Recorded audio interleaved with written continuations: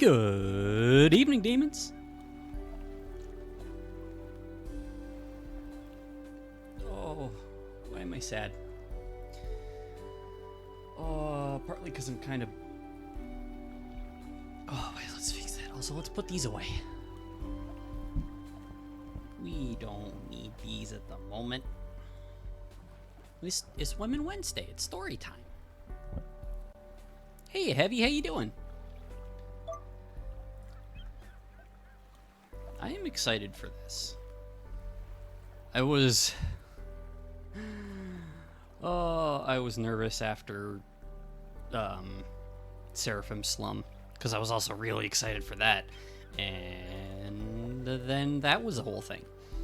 Still haven't gone back to that on my own time.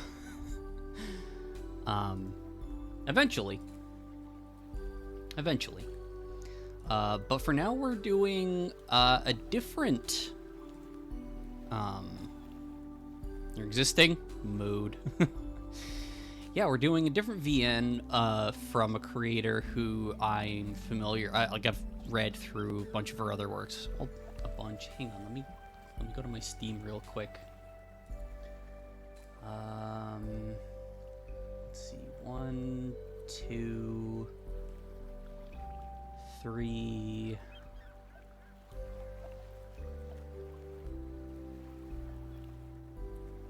Okay, I've gone through 3 of her other works. Wait, 1, 2, 3, 4. I've gone through 4 of her other VNs. The creator's name is Ebihime. She's really good. There was actually she does more than just Yuri VNs, but she's done quite a few, to the point where like earlier in the summer there was like a bundle sale for all of her stuff, and I really enjoyed everything I've read of her so far. You know what? I'm gonna move myself here. No, just gonna go over here. There we go.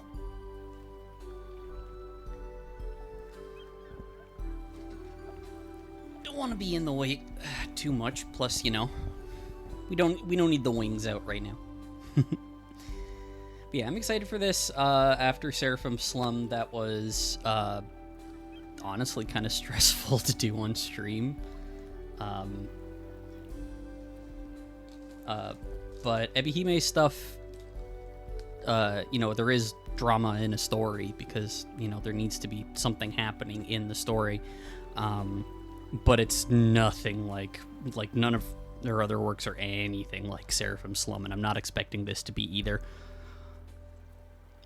All I know about this one is the main girl, whose name I actually don't remember because of the synopsis I read so long ago. She meets a girl on the beach, but she thinks that it's a dude, and she kind of falls for him, and then it's just like, that's not a dude, you're just gay. So yeah, let's jump into it. I'm really excited.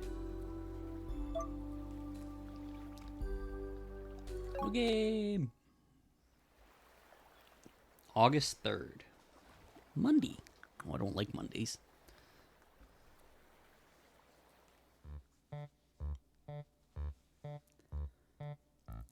Hey, Momoka, before you start eating, there's something I want to tell you. I love how he doesn't get a name, he's just Dad. Also, she looks panicked.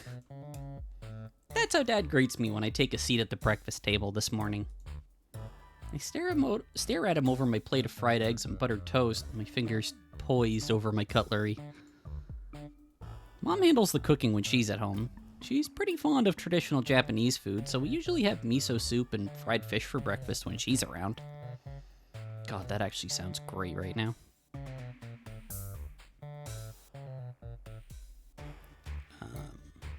Sorry, I just wanted to make sure that I wasn't having a double audio again. Mom isn't here right now, though. She's away on important work business. Which is to say, she'll be giving inspirational talks for the next 3 weeks on the mainland. My mom's an acupuncturist during the day, a yoga instructor on the weekends, and she's fairly well known among circles of people who like to stick pins in themselves while contorting their bodies into strange and uncomfortable shapes, I guess. Could hear from the last few streams. Yeah, it's the first 2 weeks of September were fucking rough. But you know what? We out here. She's also written a couple of self-help books, and she travels pretty frequently to give lectures about wellness, whatever that is. Oh my god, her mom sounds like a fucking crock, snake oil salesman. I don't really get it. Maybe it's an old person thing? Anyways, in my mom's absence, there's just 3 faces around the kitchen table. Me, my dad, and my little sister, Mikan. Oh my god. You can't just name your child, like, Clementine. Well, I guess you could name them Clementine. Are Mikans Clementines, or are they Mandarin oranges? I can't remember. Dad's the one on cooking duty, since he prefers frying eggs and toasting bread over stirring miso soup. That's what's on the menu this morning. Dad isn't quite as good as cooking as Mom, but he's decent, though. The yolks of his fried eggs are golden and gooey, and I can't wait to dig in. That face, she's just like, let me have my food. I'm starving. But the serious look on Dad's face is making my stomach curdle. What's going on? Did I do something wrong? You didn't get a call from my school, did you? No, why would your school call us during the summer vacation? They wouldn't usually, but I thought I might have messed up my end of semester exams. I did think my math grade looked suspiciously high. Suspiciously high. What if my schools realized there was an error with my results and now they're gonna haul me back in for remedial classes over the summer? If that happened, I think I'd die. I'd really, truly die. Okay. She's great. It's not like I have anything special planned this summer. My best friend Rika is spending most of it on the mainland with extended family, and my other best friend Chiako is too busy with her part-time job to spend much time with me. My summer's been pretty dull and drab so far. I don't have anything special planned, but that doesn't mean I want to waste it inside a classroom. Mikan looks at me curiously. She sets her half-eaten piece of toast down on her plate and then signs to me with her crumb-covered fingers. She does sign language? What's wrong? Oh my god, she does sign language. I'd like to learn sign language. It's kind of hard because my hands are not great, but like, I think it would be, genuinely a good thing to learn. I signed back to her quickly, all while speaking aloud. I found sign language difficult to get to grips with at first, but I've been doing it for so long it's practically second nature at this point. When I'm at home, I usually sign while I speak. It makes it easier to converse with Mikan, even if I'm not always in the mood to deal with her. That's so sweet. I'm probably gonna die soon. Okay, I'm already having a great time. Hang on, I can turn the gain down a little. I don't want to be busting anyone's eardrums. What? Why? Did something bad happen? Hey, Momoka, don't scare your sister like that. Dad tuts, but he doesn't look angry.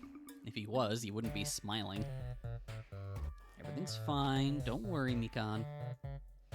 Dad signs to Mikan once he's done admonishing me while speaking aloud. Dad, like me, has gotten into the habit of signing and speaking simultaneously for Mikan's benefit. Momoka isn't gonna die. She's being silly. Oh, I see. Are you teasing me, Momoka? No, I'm getting rightfully freaked out. It never, ever bodes well when somebody says, we have to talk, And you know what? She's right. Oh, is that what Dad said? What does he want to talk about? I don't know yet. Maybe this is about my grades? Did you fail all of your exams? Look at that fucking smirk on her face. Do you want me to have failed my exams? I don't know. It might teach you a lesson.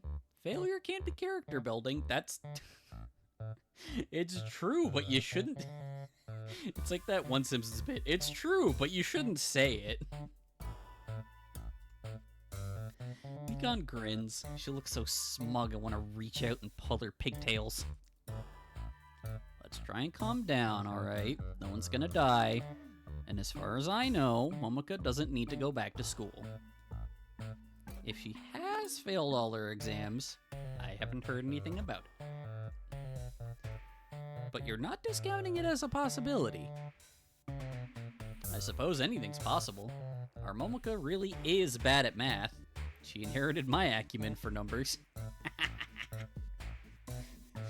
I relate to Momoka more and more with each line. I pout. Why does my own dad have so little faith in me? Kinda stings. Hey, listen, he was dunking on himself at the same time. Now, I have an important bit of news to share with you girls. A guest is going to be staying with us for a couple of weeks. A guest? Mekon signs back so enthusiastically she almost knocks her glass of orange juice over. I love that. That's so cute. Who are they? How old are they? Are they a boy or a girl? Do you think they'll hang out with me? Mekon, despite her demure pigtails and short stature, isn't at all shy. She might just be one of the least shy people I know. She's very social and she loves meeting new people, particularly girls her own age. They always fuss about how cute and small and doll-like she is. Dad laughs and shakes his head. Slow down, kid. Let me finish. Our guest is a young girl, same age as Momoka. I think she turned 17 a few months ago. What does she look like? Is she cute? Do you think she'll be my friend? Sorry, kiddo, but I can't comment on her looks. Doesn't seem proper. You're damn right it doesn't. And anyway, I've never met her in person. I've only seen a few photos. How interesting. And how do you know this girl? She's the daughter of one of my old university friends. His name's Seiji. Hattori Seiji. Two of us go way back. So that guy gets a name, but Dad doesn't. Oh, I see. And what's her name? Aoi. Aoi.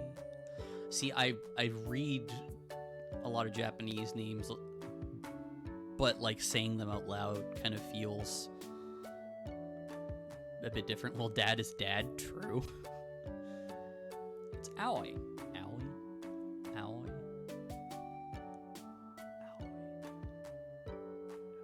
I think it's Aoi? You'd think I know this because Aoyuki. I'll get there. Hattori Aoi, huh? That's a nice name. I bet she'll be nice too. I wouldn't be too sure about that. It's too soon to tell. Aoi. Yeah, I know. My pronunciation is awful. So why is this random girl gonna be staying with us during the summer? Well, about that. Dad coughs and adjusts his glasses, which are starting to slip down the bridge of his nose. Seiji's going on vacation, and he doesn't want to leave Aoi on her own. He asked me if I'd look after her for a while, and I agreed. Uh-huh. Momoka's so suspicious, she's like, I've been burned by people in high school. I don't trust this girl yet. I frown. I guess that makes sense. Though I don't know why we have to look after her. Where's Aoi from, anyway? Tokyo. Tokyo, huh? I have a bad feeling about this. Yeah, that's funny. That settles it. There's no way we're gonna get along. Now, how did you come to that conclusion? It seems a touch premature. Goes without saying. I mean, she's from Tokyo. I bet she'll be really cool and fashionable, and She says that while wearing, like, this really cute outfit. Well, look at me. I gesture to myself for further emphasis. I do try to follow the advice in fashion magazines, but trends move too quickly to keep up with, and there are no fancy boutiques in Omorishima where I can buy the most up-to-date clothes. I order most of my clothes online, but they take ages to arrive. There's no way I'll ever be as fashionable as a Tokyoite. I never thought of, like, what you would call a person from Tokyo. I guess Tokyoite is it. She does have a rockin' hat. Yeah, she pulls off a beret really well. It's simply not possible. I bet she'll make fun of me. Compared to her, I probably look like a troll. Aw, sweetie. I don't think Aoi will make fun of you, Momoka. Judging by Seiji's accounts, she's a very nice girl. Okay, listen. A father is the last person you ever want to ask about what their daughter is like. The bias. Yeah, Momoka gets it. Well, he would say that. He is her father. I mumble under my breath. Speaking of which, I wonder what Dad tells his friends about me. Does he call me a nice girl too? Sad though it is to say, I think it's drastically more likely that he calls me a lazy gremlin who never helps around the house. That's me. I try not to be lazy. Let's not judge Aoi before she gets here, alright? I don't see why we have to take her in of all people. Momoka's kind of a bitch.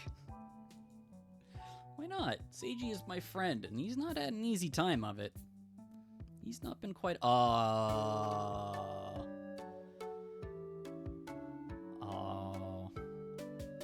He's not been quite himself since his wife died, and this was almost a decade ago. He's done his best to raise Aoi on his own, but it's been hard on him. He's not had any time to himself for a long while. Yeah, like... What, your wife dies when the kid is 7 years old? And then, you know, you've got to raise a fucking child into a teenager, plus work in, like, you know, Japanese life. So yeah, homie probably hasn't had any time. This is his first proper vacation in years. He deserves a chance to relax, just like anybody else. That's very sad and all, but it doesn't make me feel any better about the situation. Holy fuck, Momoka. I sigh. What does Mom have to say about all this? I called her about it the other day, and she okayed it. She knows how close Seiji and I used to be, and she thinks it's important to support friends when they're in need. Okay, so she's not totally insane. So there's no way of reneging on this arrangement? Jesus Christ, Momoka. No, I'm ashamed you'd even consider that. Well, it was worth a shot. Here I was thinking my summer vacation was gonna be fun. Guess not. How can I ever hope to relax with a cool, fashionable city girl hanging about to judge all my questionable wardrobe choices? I'll never get a moment's rest. I can't wait to meet Aoi. Hanging around with Momoka all the time gets pretty boring. At least one of us looks excited about this. Mikan is so enthused she's practically bobbing up and down on her chair. Am I not enough for her? What a traitor. When will Aoi get here, Dad? Will she be here soon? Well, about that. Knock, knock, knock. Dad scratches his head, which he often does when he's not entirely sure of the answer to a question he really ought to know. Unlike Mom, who's organized and in control 110% of the time, Dad's more laid back. Oh, you know what? I'll make a save anyway. Okay, note to self. Right-click opens the save menu. Which is to say, he's pretty scatterbrained. I think she's meant to be arriving tomorrow? She's gonna arrive this day. You think? You mean you don't know? Well, it depends on when the next boat gets in. I hope she arrives soon. I want to see her. Maybe Mikan does, but I have some reservations. This is all so sudden. Why didn't you tell us about this sooner? I'm sorry, it slipped my mind. It was all a bit last minute, and Seiji couldn't make his mind up about whether he wanted to go on vacation or not. I didn't want to tell you about Aoi until I was sure she was coming. And you're definitely sure she is coming? We've been through this already, Momoka. Everything's settled, whether you like it or not. Well, I like Aoi. I want to be her friend. Good for you. I'm sure she'll be happy to hear that. Where's Aoi gonna sleep? Can she stay in my room? We can set up a futon for her on the floor. Ah, Mikan's raised a good point. Where is our guest going to sleep? Our house only has 3 bedrooms. One for Mom and Dad, one for Mikan, and one for me. My room's a bit bigger than Mikan's, as it ought to be given my exalted status as the eldest child. Oh, shut up. It'd be more practical if Aoi stayed with me, but I'm not too crazy about the idea. I don't want my inner sanctum being invaded by a total stranger, especially not one from the city. I can see her now laughing at my pitiful collection of shoes, poring through my paltry collection of makeup, and tearing through my closet with her fashionable fingernails.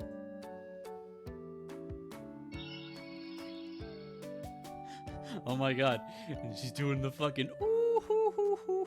Wait, you think this looks good? People stopped wearing high-waisted pants last year, you uncultured swine. She's doing the Ojo-sama laugh. Ooh hoo hoo hoo hoo. Ooh hoo hoo. Ah! Perfect. Just thinking about it's pissing me off. Why does my imaginary Aoi look so much like Saya? Is my mind trying to make me mad? I wonder who Saya is.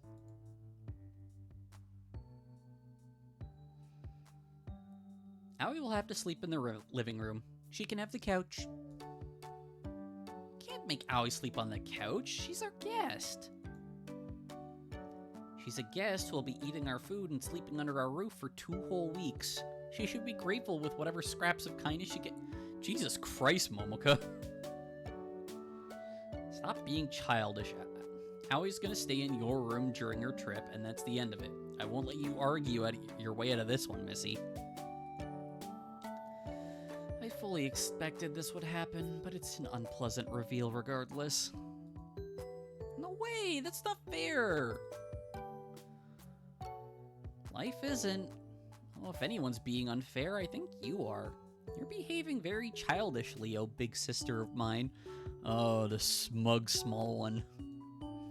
Anybody would think you were 7, not 17. In fact, I know 7-year-olds who are more mature than you. Okay, how old is Mikan, though? Oh, shut up, Mikan.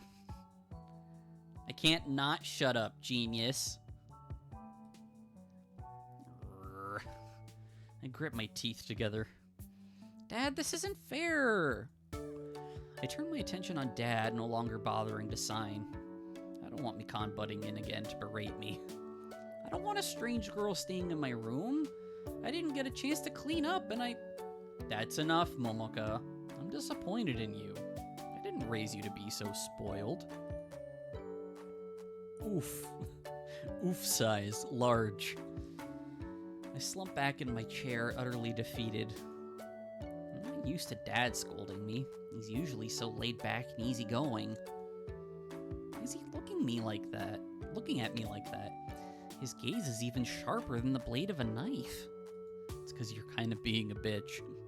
Now look here. Dad starts signing again, ever conscious about leaving Mikan out of the loop. I know this is sudden, and I'm sorry to spring this news on you so suddenly. I realize as a teenager you want your privacy.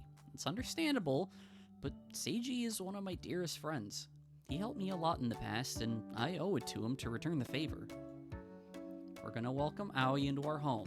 It's not up for debate. I don't want you being rude to her or ignoring her or doing anything to make her uncomfortable. Do you understand?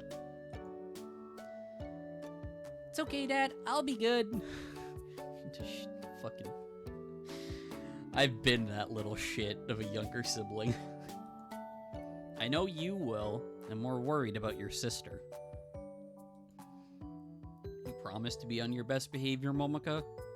Please? For me? Oh, jeez. I pout. I don't really want to go along with this, but I don't think I have any other choice. When Dad asks me like that, I can't possibly refuse.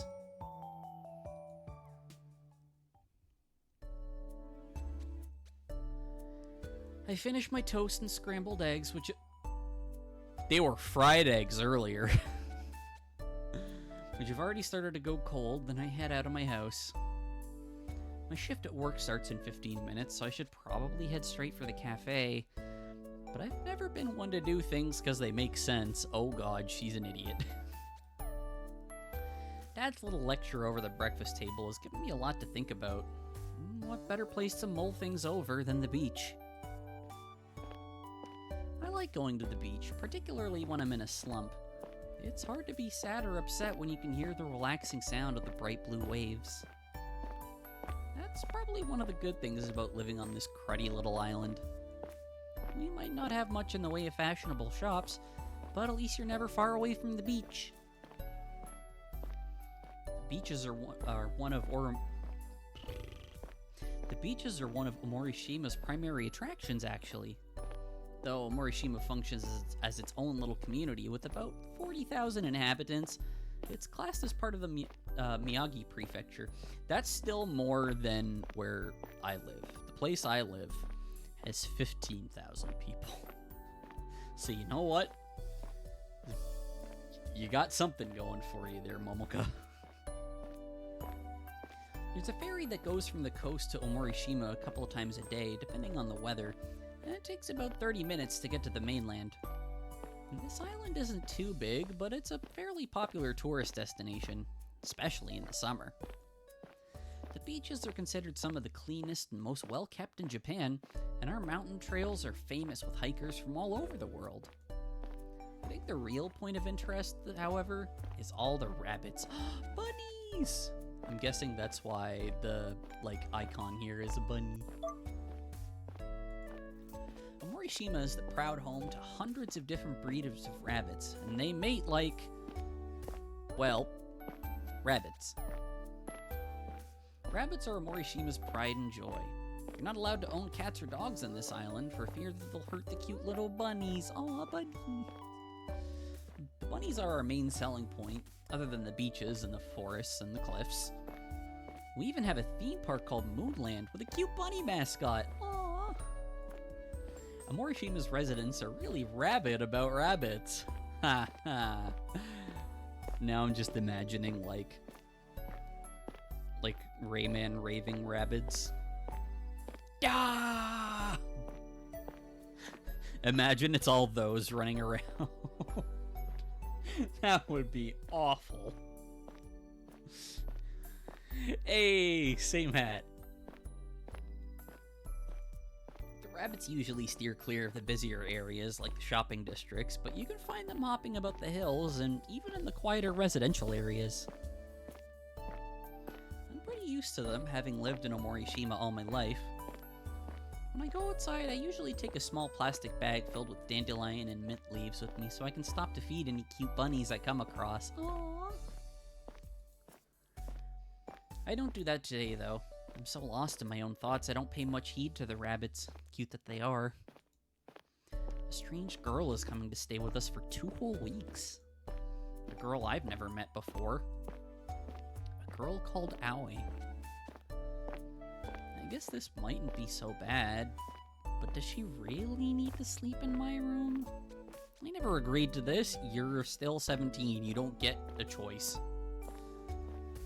I love my dad, but it annoys me when he decides stuff like this without asking me.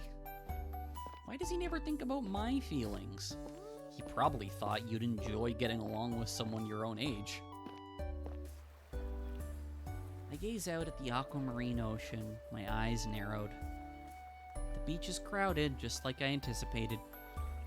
There are little kids splashing in the surf, women tanning themselves on beach towels, and couples feeding one another bites of shaved ice. That just feels like a mess waiting to happen. The smell of frying yakisoba from various eateries lingers in the air, mingled with the saltiness of the sea. White gulls with long orange beaks and beady eyes turn circles in the sky, their wings unfurled as they search for scraps.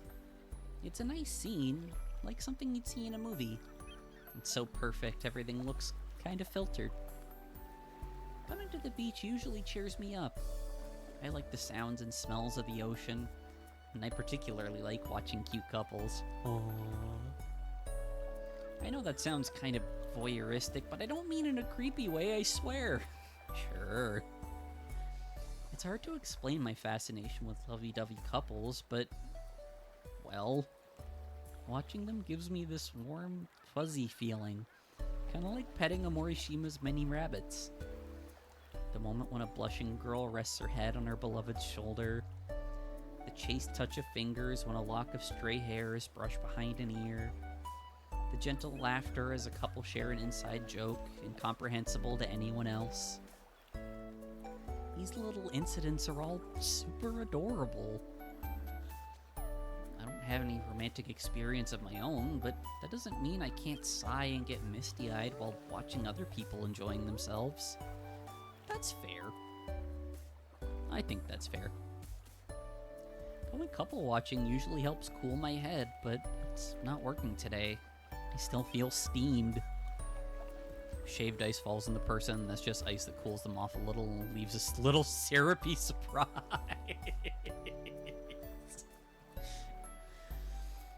Well, I guess you'll have to get your partner to lick it off. Moving on. I'm stung with the injustice of my dad's decision. Would it have killed them to consult me about Aoi's arrival first? It's so unfair. I kick the sand with the tip of my foot. It eases some of my frustration, so I decide to kick it again and again and... Ah! Crap! My shoe's just flown off my foot.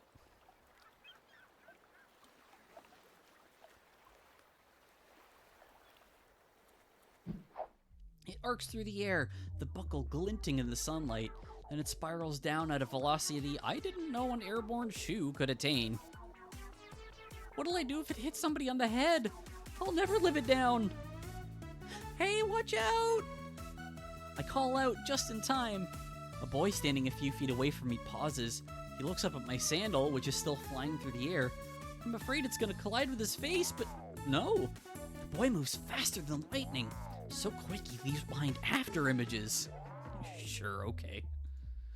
He raises his right arm and snatches the sandal before it can bonk him on the noggin. Safe! The boy shoots me a devastating smile, then jogs towards me. I presume this is yours, Cinderella? Oh, yes, thank you. Yeah, I think like, Birkenstocks. They're not quite, like, they're kind of like flip-flops, but the strap on the top, like, has a small buckle. I accept my errant shoe from his outstretched hand, blushing all the while, then slide it back on my foot. I do up the buckle so tight it hurts. Don't want it escaping again, then glance up. My eyes meet the boy's. The moment they do, my heart thumps. It was hard to tell from a distance, but now he's all up and in my business. I can't deny the truth. This boy is freaking gorgeous! Handsome prince, Momoka meets Aoi.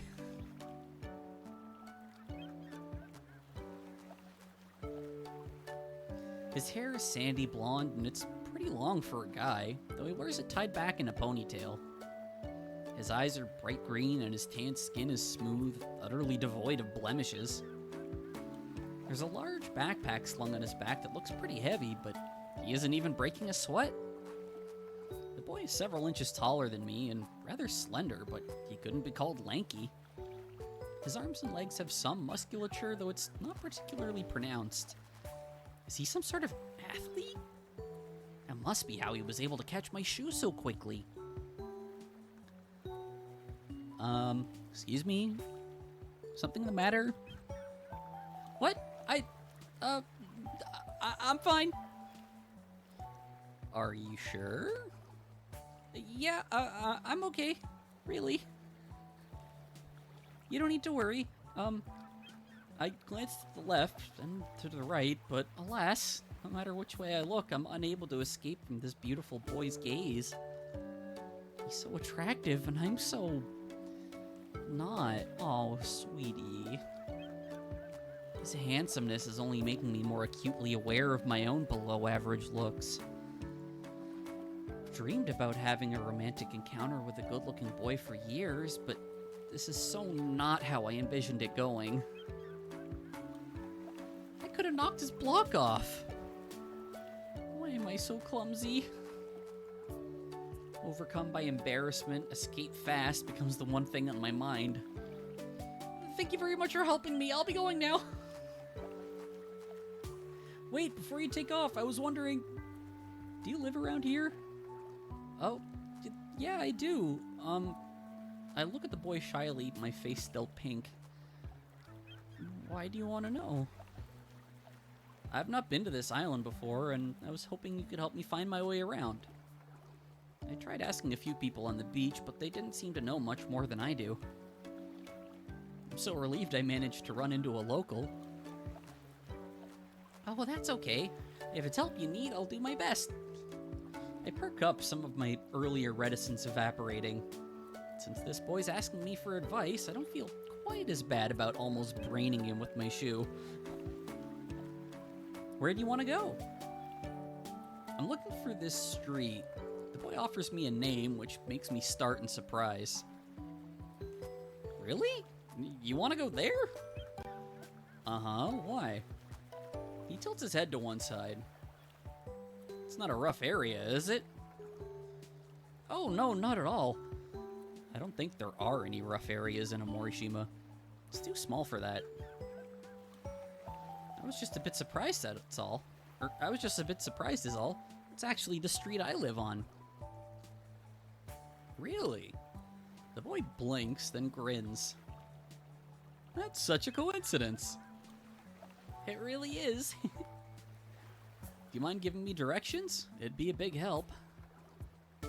I consider giving the boy some rough guidance, then going on my merry way, but this doesn't sit right with me. I'm conscious that I'll probably be late for work. I think I'm late already, but I don't want to send him off on his own. The streets of Omorishima are all twisty-turny, and there's a non-zero chance he'd get lost on his own. Kaho will have to wait. I'm guessing that's coworker and or manager. There are some things in this world more important than waitressing. My love life is hanging in the balance here. Oh, sweetie, you have no idea. I'll do you one better and take you there myself. Really? You don't mind? Not at all. I'd be happy to help. Wow, that's really nice of you. I hope I'm not intruding. It's fine. I offer the boy a reassuring smile. It's not like I was doing anything anyway. Yeah, except, you know, fucking around before work. That's a complete and utter lie, but what the boy doesn't know won't hurt him. I'm trying real hard to score affection points here. Things might have gotten off to a bad start after I almost conked him over the head with my shoe, but I think I can turn this around. My first love story might just be about to begin. Now I've just got to lay on the charm. I'm sure I can ensnare him. Maybe. It's nice to meet you. I'm Momoko, by the way. I probably should have said sooner. And you are? Name's Aoi. Nice to meet you. Aoi, huh? I wrinkle my nose. This day really is full of coincidences. Huh? Aoi looks at me askance. What do you mean? Oh, don't mind me. I just thought it was funny is all that you're called Aoi when the name's been weighing on me all morning. Is there any particular reason for that? And now this is where foot goes in mouth. It's kind of convoluted. My dad's friend's kid's gonna be staying with us during the summer, you see. She's called Aoi, and she's from Tokyo. I've never met her before, but apparently she's gonna be sleeping in my room. Not crazy about it. My dad never even asked me if I was okay with it. Can you believe that? And then Aoi's like, uh-huh. It does sound kind of thoughtless, yeah. I'm, sorry to hear that. Thanks for your sympathy. I know this doesn't have anything to do with you, but it's seriously annoying me. I don't want to share my room with a random girl I've never met before. Well, how about with this one? I bet she'll be super stuck up. Hanging out with her is going to be such a pain. Okay, come on. Please let the other shoe drop. Yeah, she's like, oh, I don't know. Aoi smiles awkwardly. Aoi might not be as bad as all that. Oh god, Momoko. No. No, I bet she'll be even worse. I heave a heavy sigh. Anyway, I take it you're a tourist? Uh-huh. Where are you from, if you don't mind me asking? Tokyo. Smile. Tokyo? That's pretty far away. I've always wanted to go there, but my voice trails away. Then I frown. What are the odds of running into a boy called Aoi from Tokyo on the same day I learned about Hattori Aoi, also from Tokyo? One or two coincidences is fine, but I've started to rack up way too many for comfort. I really hope I'm mistaken, but your family name wouldn't happen to be Hattori, would it? Yup.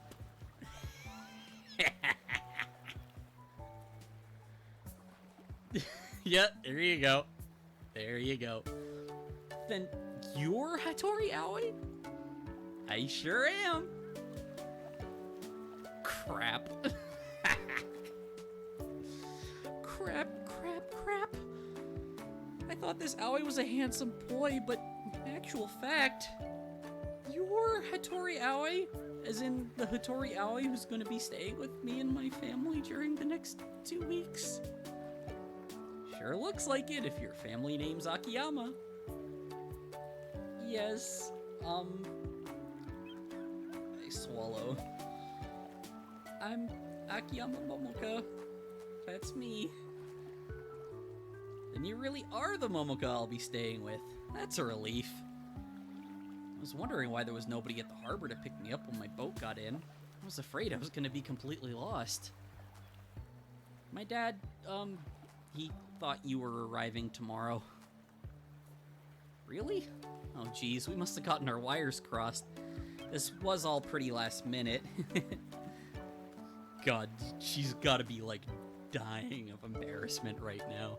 Bitching about a girl who you think is all stuck up to the person that it actually is. I'll say. Anyway, it's nice to meet you, Momoka. Aoi beams brightly. Hope you take good care of me, and I'm really sorry if my being here is causing you any problems. I'll try and keep out of your hair, so please don't hate me too much. I take a step back. Though it's a warm day, I can feel the color fading from my cheeks. This is bad. This is very, very bad. Not only did I make a wildly incorrect assumption about Aoi's gender, but I also blurted out a bunch of crap about how I don't want to deal with her right to her face. So much for making a good first impression. I've known Aoi for like 10 seconds, and I bet I've already offended her. Why am I such an idiot? That's a fucking mood. I've never done anything that dumb. But, like, realizing you have put foot in mouth. Yeah. Wow, Morishima sure is pretty. It's a lot nicer than I thought it'd be. Good. I'm, glad to hear that. I lead Aoi through Morishima's twisting streets, my hands clenched at my sides. I feel painfully uncomfortably aware of my major screw-up back at the beach. And no, I'm not talking about the thing with my shoe. I can't believe I said all that awful stuff to her. If I'd known the handsome boy who came to my aid was, in fact, not a boy, but my new roommate, Hattori Aoi, I would have been more careful with my words. Also, down in this corner, you can see a bunny. There's a good bunny. But it's too late to worry about that now. I can't take back everything I said. I'm such an idiot. Hey, Aoi? Yes? Aoi smiles, her expression's completely devoid of malice. This should put me at my ease, but it has the exact opposite effect. I feel even worse about this whole debacle than I did before. This girl, I decide, is way too nice. I just, wanted to apologize. For what? For all that thoughtless stuff I said? I'm afraid I didn't make you feel all that welcome. What? Oh, it's fine, don't sweat it. We all make mistakes. I'm not offended, and it's not like anyone got hurt. You really don't mind? Nah, I actually agree with you. It was pretty cheeky of my dad sending me here on such short notice. I'd be pissed if I had to share my bedroom with some random girl, too. You've not done anything to feel bad about, so don't dwell on it too much. Besides, you were walking me back to your place. That's real nice of you. I appreciate it. Aww. I wince. I'm not half as nice as Aoi thinks. In fact, I'm pretty conniving. I only agreed to help her because I thought she was a handsome guy. But I think it'd be best to keep that under wraps given how awkward things already are between us. Aoi's doing her best to smooth things over, but I still feel pretty Terabad. Terabad! I thought I was the only one who said that. Hey now. Aoi sidles up to me, still smiling. Turn that frown upside down. I don't want to see you moping. I'll do my best. I force a smile. It's not very convincing, but it's better than nothing. Thanks, Aoi. It's no prob. If anything, I should be the one apologizing to you. What did I do? Oh. This is kinda sorta my family's fault after all. How'd you figure? Well, it's a bit complicated, but Aoi loops her arms behind her head as she walks, her sneaker-clad feet slapping against the ground with her slow, leisurely footsteps. I wonder if Aoi's walking slow on purpose so I can keep step with her. She's a good head taller than me, and she looks pretty athletic. I bet she could jog back to my house in under 3 minutes if she wanted to. Not that she knows where my house is. That's kind of the issue here. Dad was dithering about whether he wanted to commit to this holiday up until like a week ago. He was all set to call it off even after he booked the tickets. He only went through with it in the end because I twisted his arm. You mean you wanted him to go off on vacation and leave you here? Not really, no. I would have preferred to spend my summer back home, but, well, I don't know how much your dad told you, but my mom died when I was pretty young. My dad's raised me on his own since then. He was pretty upset, distraught, really, after Mom died, but he was so busy looking out for me, he didn't have any time to grieve. We've never had much money, being a single-income family and all, so we've never been on any real holidays, other than visits to my grandma in the Toyama Prefecture, I guess. I've only been to mainland Japan a few times in the past, and even then, not much further than Miyagi. I wonder, what's in Toyama? Fields and hills, mostly. Is that all? Well, not completely, but my grandmother, that is, Dad's mom, lives in the middle of the countryside. There's a whole lot of nothing there. It's kind of pretty in the summer, I guess, with all these huge sunflowers. But there's not much to do. Hey, sounds like where I live. Very pretty, lots of really nice flowers and stuff. But there's fuck all to do. There isn't much to do in Morishima either. It's not a very big island. Listen, there's more to do than here. I look around the street, save for a few rabbits, which are scampering about on the sidewalk. It's quite uninspired. I bet this has nothing on Tokyo, with all its high-rise buildings that threaten to skewer the sky itself. Sighing, I kick at a loose rock on the roadside. From your perspective, this place must look like a dump. Probably hate it here. Don't be so pessimistic. I've not been here very long, but I think it's super scenic. I'd love to go jogging around here. Ugh, jogging. You go jogging? Sometimes, yeah. Wow, we're like polar opposites. Lazy gremlin. I just like keeping myself busy. I guess I take after Dad. He can never sit still either, but that's because he's always working. I'm kind of worried about him, actually. He's always pushing himself. I know he's doing it for me, but sometimes I wish he'd slow down a little. Dad might have pretty broad shoulders, but I don't think they're broad enough to carry all the responsibilities he tries to bear. That's why I wanted him to go on a vacation with Micah. He deserves it.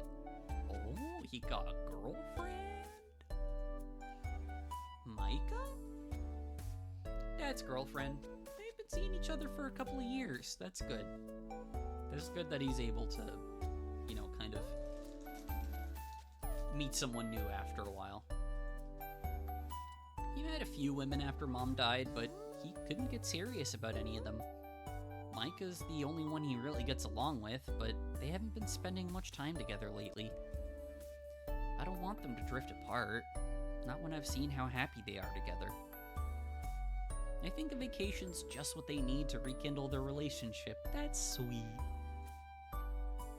Dad sacrificed so much for me, I'm prepared to do pretty much anything to help him out. Aoi grins, one hand resting on her hip. She has a very casual, almost boyish way of speaking. Really? This coming from the person who thought she was a boy. But her motivations are incredibly pure. Is she like some kind of angel? I thought she'd be stuck up, but I was totally wrong on that score. Aoi's a lot nicer than I initially imagined. Here we are, home sweet home. I let Aoi inside, then shut the front door behind me. She glances about our living room, her eyes wide. Her bulky bag, which I guess is crammed full of clothes for the next 2 weeks, lies on the floor by her feet. Our house isn't anything that special, but Aoi's staring at it like it's some kind of historical landmark.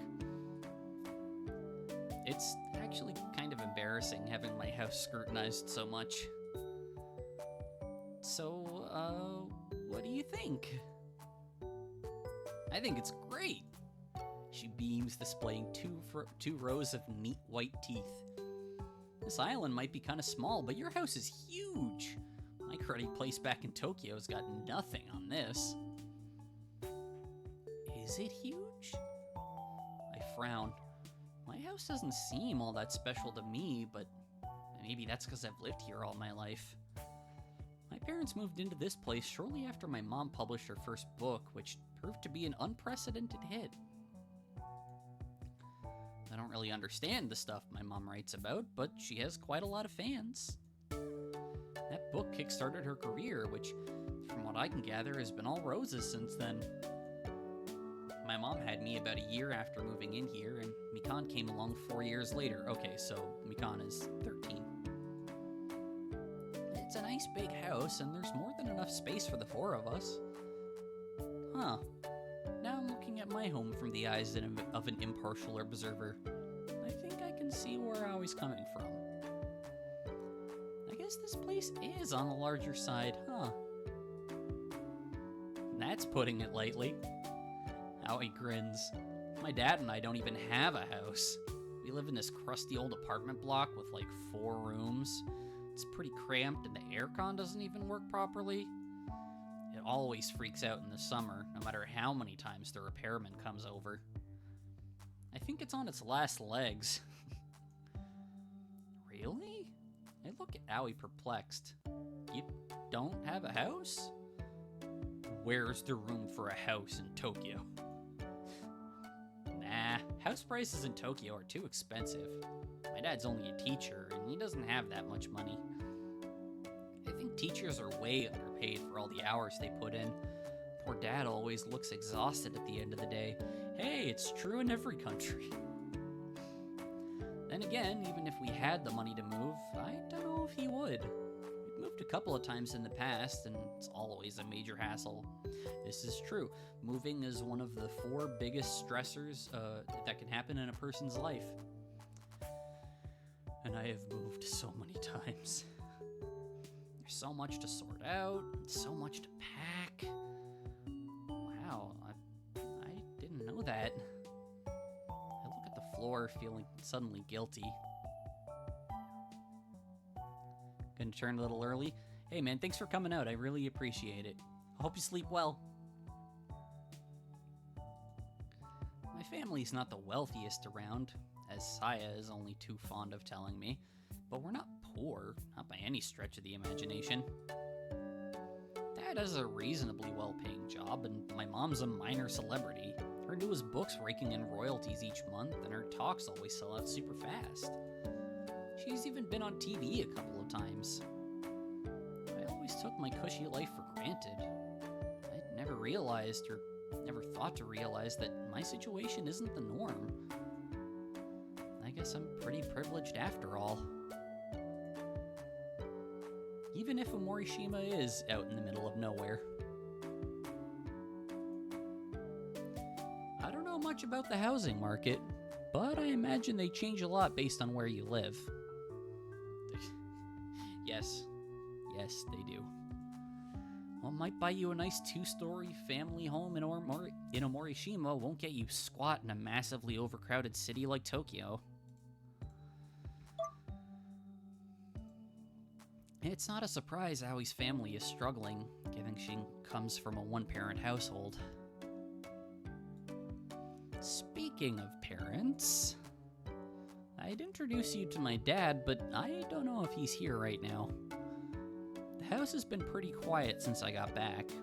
If Dad were here, he'd probably be taking care of the chores, but I can't hear the droning hum of the vacuum or the rumbling of the washing machine. I don't think Mikan's here either. Did she go out with some of her friends?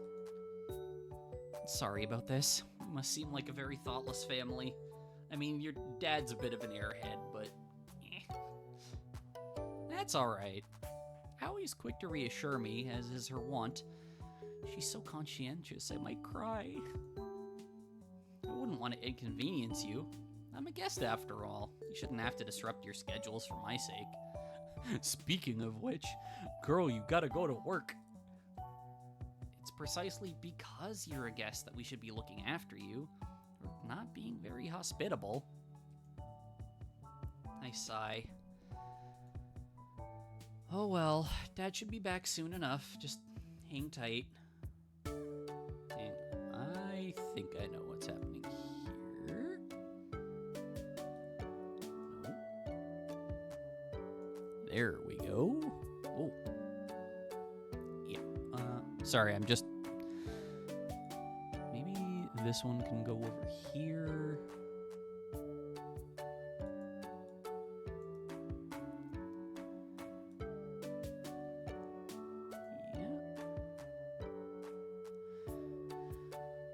Sorry, model was not responding for a bit. Oh well, Dad should be back soon enough. Just hang tight. He's been looking forward to seeing you. I bet he'll be sorry he missed your arrival.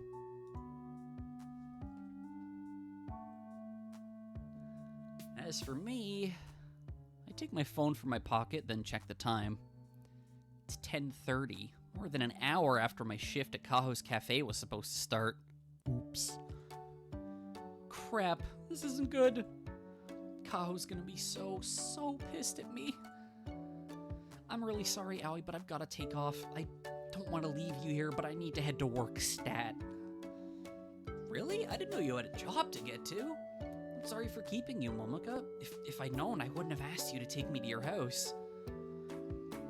You didn't ask, I offered. It's fine. At least, I hope it'll be fine. Kaho's pretty scary when she's angry. Will you be alright on your own? Don't worry about it. I'm a big tough girl. I can look after myself. Whereabouts do you work, by the way? She's totally gonna come drop in on her at some point. The Seaside Cafe. It's a small cafe located by the beach, in case the name didn't give it away. It's not the most creative of names. It's owned by a woman called Kaho. She's friends with my dad, which is probably why she gave me the job.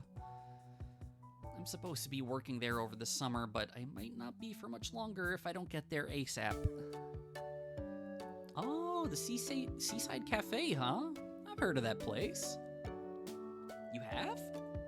I frown.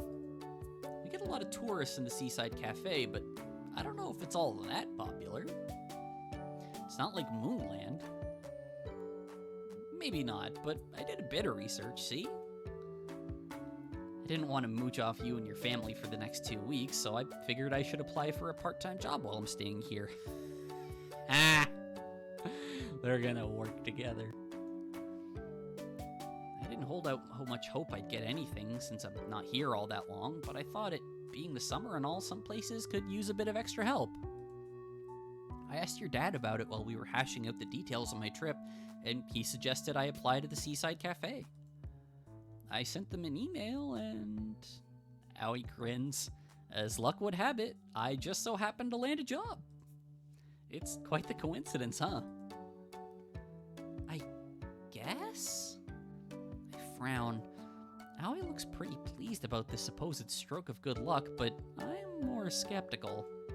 If Dad suggested she work at the Seaside Cafe, it seems likely he would have put a good word into Kaho on her behalf. Dad and Kaho have been friends for a while, and she owes him a couple of favors. This revelation, though somewhat surprising, is nowhere near on the level of my accidentally running into Aoi this morning. I didn't expect Aoi to be both my new roommate and my coworker, but I guess that's the way things have worked out. Yeah, no, I didn't expect that either. I thought she was gonna, just drop in every now and then. But this is better. Say, Momoka. Yeah? I'm not meant to start working until tomorrow, but since you're heading over there anyway... Let me guess, you want me to take you there? If you would, it'd probably be a better use of my time than sitting around here. I don't really like being on my own. Aww. And I want to start working as soon as possible. That's admirable and all, but aren't you tired? You only just got here. You should head to my room and rest. Rest is for the weak. I can do that after I die. Oh, I remember when I used to have that attitude. It's way more important I start making some money, so as I can thank your dad for putting me up. I don't want to be a burden. Aoi might be bright and bubbly, but her sense of duty is comparable to a soldier's. It's pretty impressive, but... Jeez. I smile and shake my head. You're pretty silly, Aoi. Why'd you say that? Well, I know this must sound kind of stupid coming from me. I'm pretty silly myself. Pot, kettle, black, and all. You can call me a hypocrite if you want, but you don't have to worry about being a burden. My dad's nice to everybody. He'd never think of taking you in as a chore, and you're not obligated to work to earn your keep. I did figure as much, yeah. He seemed real nice in the emails he sent me. But it'd feel wrong to take advantage of his kindness. I've got to do something to repay him. How about making his daughter happy? His eldest daughter. Are you sure he won't accept my money? Does he take checks? From a 17-year-old? Get real. You're not even a proper adult yet. I might not be an adult, but my money's worth just as much as anybody else's. My gratitude, too. I think you're being plenty grateful already. She's so earnest and industrious, I'm starting to feel guilty. Can't believe that only an hour prior I was hoping Aoi might fall foul of some horrible maritime accident and fall headfirst into the briny deep. Jesus, that's a bit much. How could I have been so cruel? It's probably too late for this since you already applied, but you really don't need to work this summer. You're on a holiday, you should enjoy yourself. That's very sweet of you, but I like keeping busy, like I said. I'd want to work even if I didn't feel obliged. If I let myself get too lax, I'd probably spend all my time at the beach, and then it'd be all rusty when I go back to playing basketball. Ah, basketball. You play basketball? Yep. And you go jogging? I sure do. Wow. I pull a face. I could never do all that. I'm lousy at sports. I'm sure you're not that bad, Momoka. Okay, so it's perfect. We have our black cat lesbian, Momoka, and we have the golden retriever lesbian in Aoi. It's perfect. How can you say that? You don't even know me. I'm sure Aoi's trying to be nice, but she has no business deciding just how bad or not bad I am at sports. She hasn't seen me in PE class. I almost always come in last during track. Even Yuki, with her childish proportions, is faster than I am. Hey, you know what? That happened to me too. And you know what? It's 'cause I'm disabled. I just didn't know it until I was in my 20s. I can't kick a ball to save my life. Swimming a single length in the pool makes me feel lightheaded. And the less said about dodgeball, the better. Dodgeball. I don't miss it. I'm not just terrible at sports, I'm downright dreadful. My reticence doesn't deter Aoi, though. Her bright smile remains unwavering. I might not know you all that well right now, but I'd like to get to know you. I'll be living with you for a couple of weeks, and we'll be working in the same place. It'll be awkward if we don't try to get along. I know you didn't want me staying here, but I hope I can make up for that. Just give it a bit of time. I'm sure we'll be fast friends. I look at Aoi blankly. She looks incredibly handsome when she grins like that. Never thought I had a thing for girls, but her gender doesn't seem all that important when she's ticking all my boxes. Oh, that's too good. Her smile's doing a serious number on my heart. It's flipping about in my chest like a pancake. Hey, Momoka? Are you alright? I'm fine. I turn my back on Aoi, then check my phone again. It's 10:45 now. Even if I ran, which I won't, I hate running, I doubt I'd make it to work by 11 at the latest. I am well and truly screwed. Let's hurry to the cafe together, shall we? Kaho will be wondering where I am, to say the least. Sounds good to me. Let's head on out. Aoi grins and punches her arm in the air. Her enthusiasm must be catching, because I find myself smiling too. Yeah, also because you realize you like her, you fool.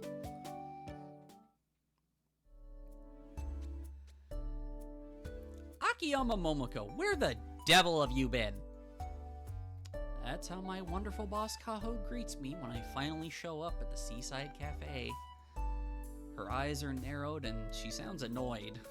Like, super annoyed. Guess I can't judge her, given I am over an hour late for work, but I don't like being glared at. She's looking at me like I'm less than human. Yeah, well, welcome to employers. I'm sorry I was so late. One or two things cropped up is all. Dad had to talk to me about something this morning, which held me up, and then... Oh, so you're trying to blame Fujitaka for this, are you? Hey, Dad does have a name. Well, you are the absolute limit, Momoka. It's one thing to oversleep and get to work late, but it's another to use your own father as an excuse for your shortcomings. Now stop thinking of silly excuses. You need to learn to take some responsibility for your failings. Ugh. This feels gross to read out loud. You'll never grow up otherwise. Ugh. Grip my teeth together. This is so unfair. I'm not lying. Dad really did have something to tell me. It was very important, too. Dad really did have something to tell me. This girl's gonna be staying at my house, see, and not another word. Kaho shoots me down swiftly, her hands planted on her hips. Honestly, I'm employing you to serve my customers, Momoka, not talk back to me. Remember, I'm the one in charge here. You are just my underling. God, I hate this person. I hate this woman already. I know. Now, what do you have to say? Sorry? Say it like you mean it. I really am sorry, Kaho. I hope you can forgive me for being facetious and for slandering my father's good name. What the fuck?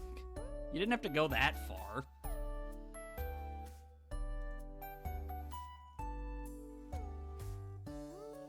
Sorry, one sec. I need to take a drink.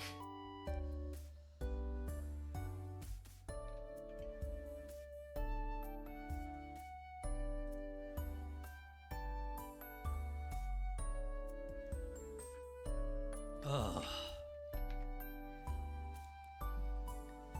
Yeah, I just realized I went like an hour and 10 minutes without taking a drink. One sec, sorry.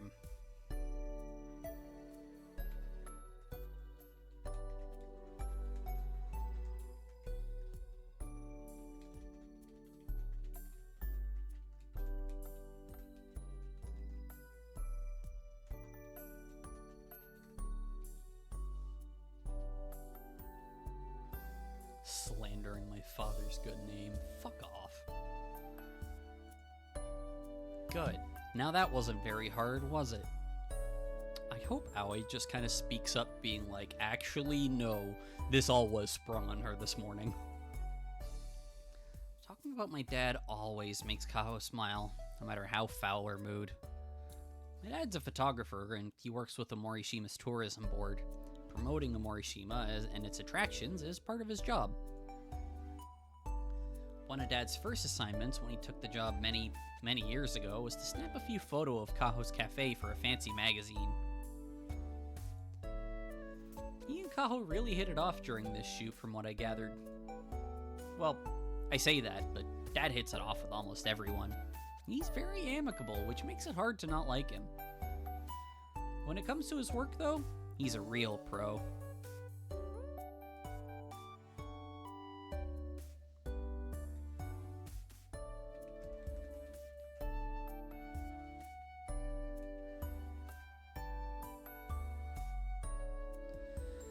Kaho admired his work ethic, and she enjoyed his easy company. She especially appreciated that fact after the article on her cafe was run in this magazine. Her business began to boom.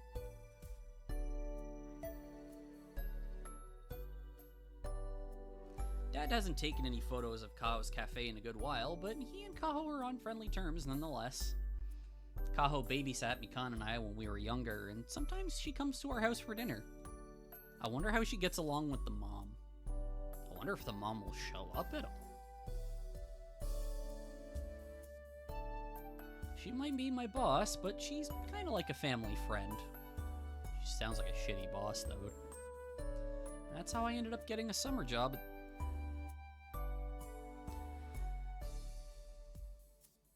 Shit. Sorry, something just came up that is... Holy fuck. Sorry, this is why I never like it when people ping me during streams, because sometimes cool shit happens, and it's... I might be getting a very nice birthday gift.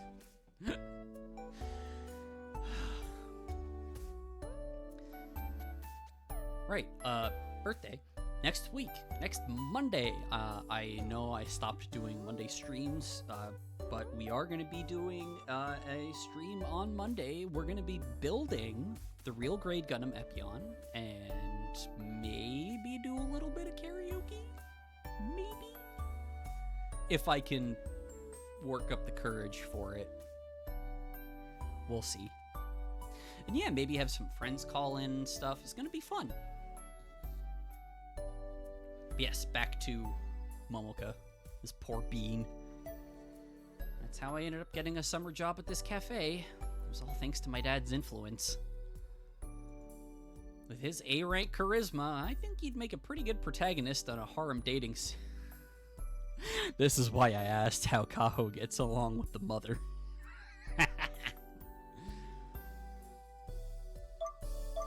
Lots of the women around the island seem to like him. I mean... Listen, depending on how vain they are or not, it might just be because he's a photographer. The old woman at the fish stalls always give him extra porgy? Okay, no, that one I'm Googling. What the fuck is porgy? Oh, it's a type of fish. Porgy is the common name in Australia for any fish which belongs to the family Spiridae. They are also called bream. Oh, bream. Okay. I'm familiar with bream, but porgy was like, excuse me?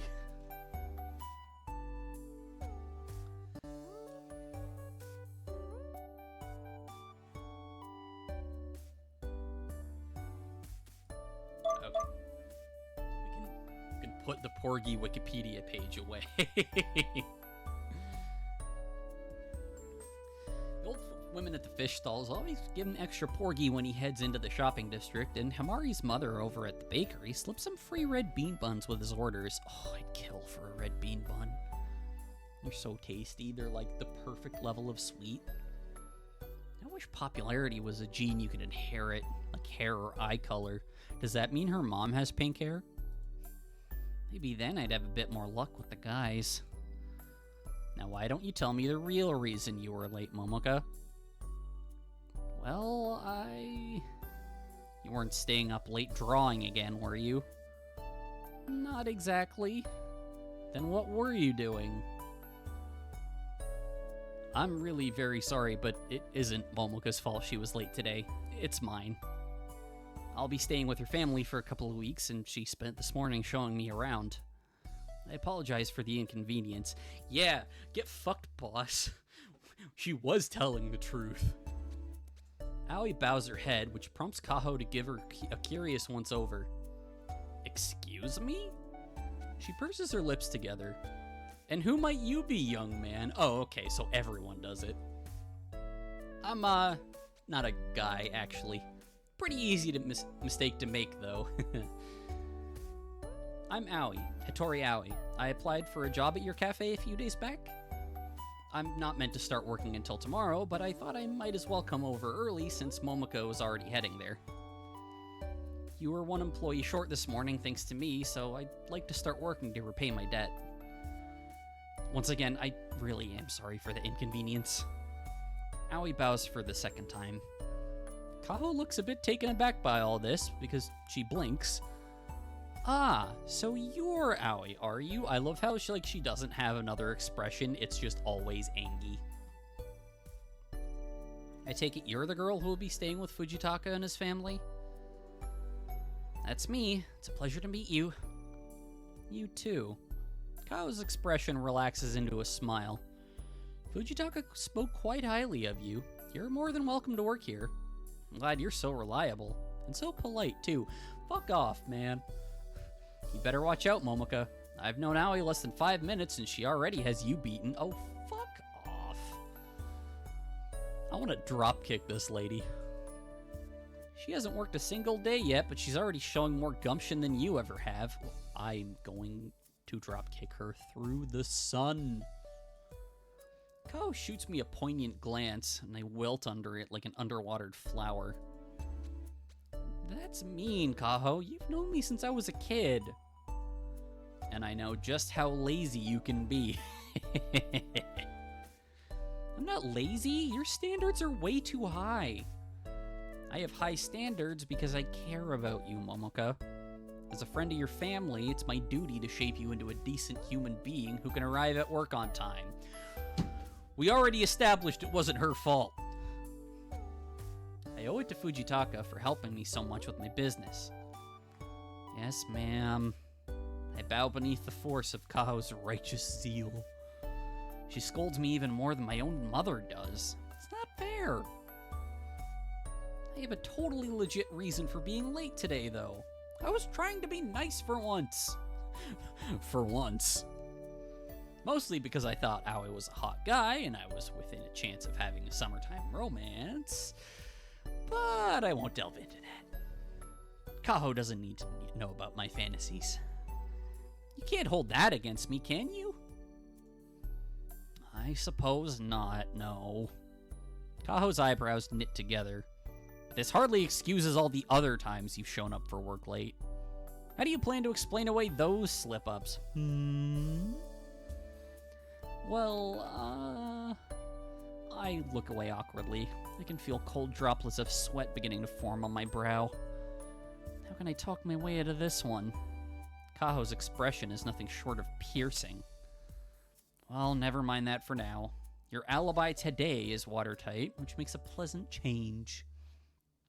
Can't be angry with you for being a good hostess, though I do wish you'd call me to explain the situation. Yeah, I know. I kinda got caught up. I'm sorry, boss. Please try to be more thoughtful next time, Momoka. See, that's fine. Be like, hey, you could've called me. And it's like, instead of just being like, no, whatever you're telling me is bullshit. And it's like, actually, no. Shut up. And I wish you wouldn't call me boss. It makes me sound like a gang leader.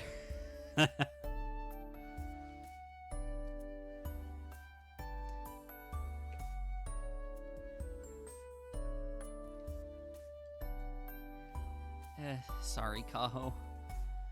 That's better. Now, are you sure you don't mind working today, Aoi?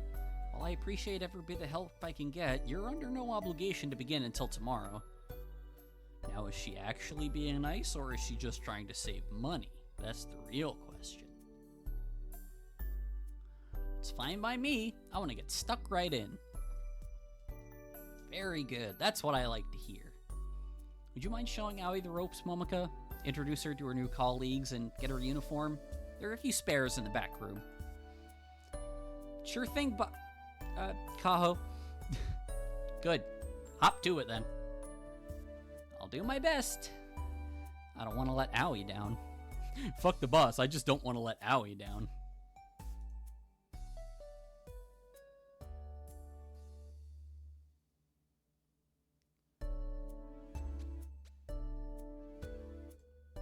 She's seen way too much of my clumsy, uncool side today. This could be my chance to turn things around. I'll prove to her I'm a super reliable senior, and then she'll have no choice but to look up to me. My plan is perfect. Yeah, sure it is. Oh, ho, ho, ho, ho. Ugh. Nope, I can't like that. I can't laugh like that. Not even in the confines of my own head. Starting to sound way too much like Saya. I hope we encounter Saya at some point, and she is just the biggest bitch, and Aoi puts her in her place. I give Aoi a quick tour of the cafe. It's been open for an hour already, but the breakfast rush has since died down, and there aren't too many customers, which is a relief. I briefly introduce Aoi to a few members of the waitstaff we pass, then head to the break room. We all get changed in here. There are lockers in the back you can stash your stuff in. Your clothes should be safe there. I see, thanks. Aoi grins. You're a pretty comprehensive tour guide, Momoka. I think I'm getting the hang of this. There's something I'm curious about, though. What? There's, well... Why is there a girl slumped on the table? Oh.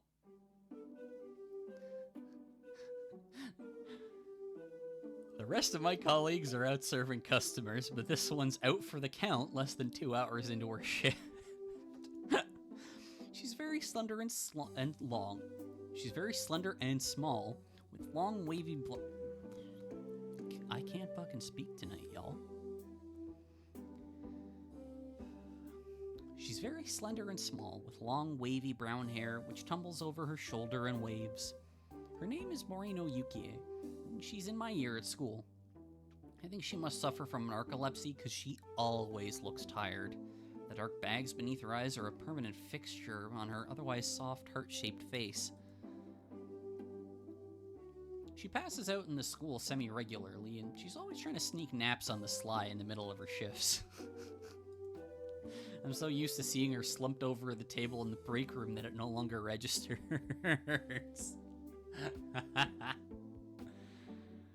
Okay, that's good. Yukie is quiet enough that it's easy to overlook her. She's even stiller than the table she's resting her head on. That's worrying. I don't know if Yukie is a real human being like myself. I'd almost be tempted to believe she's some kind of crazy, realistic doll.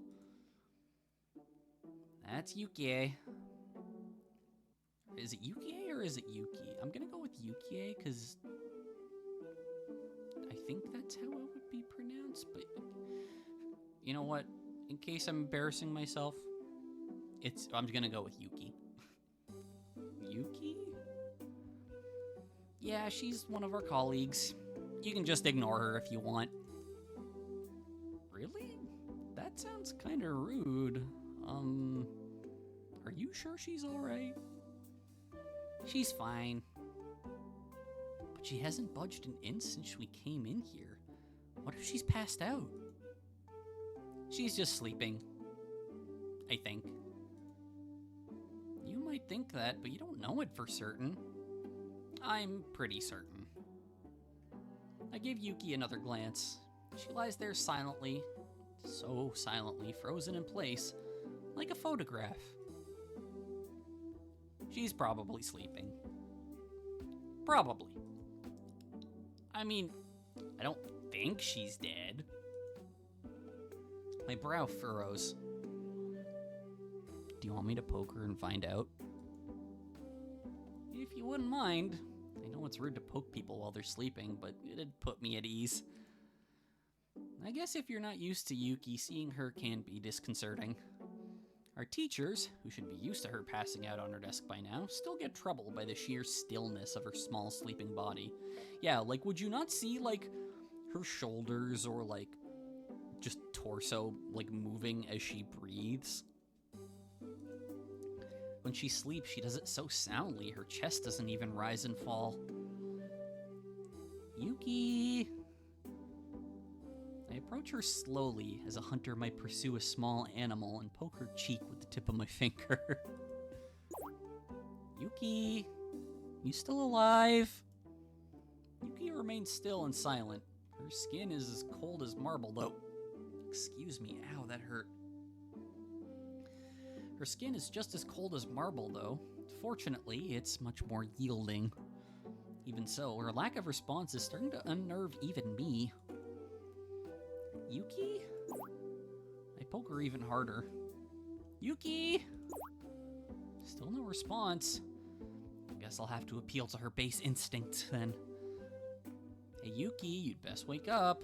Kaho's getting pretty sick of you shirking your responsibilities. She said if you don't get up right now, she'll fire you. You don't want to suffer the indignation of being given the boot before me, do you? What? This threat, at least, is finally enough to break through Yuki's defenses. Yawning, the short, slight girl draws her head from the table, rubbing her eyes with her hands. And she's awake, thank goodness. I knew this would work. It might be underhanded, but Yuki has a lot of pride for a girl who's always shuffling around like a zombie. There, you see? You don't need to worry about Yuki anymore. She's wide awake. I'm relieved. I was starting to worry we might have a murder case on our hands.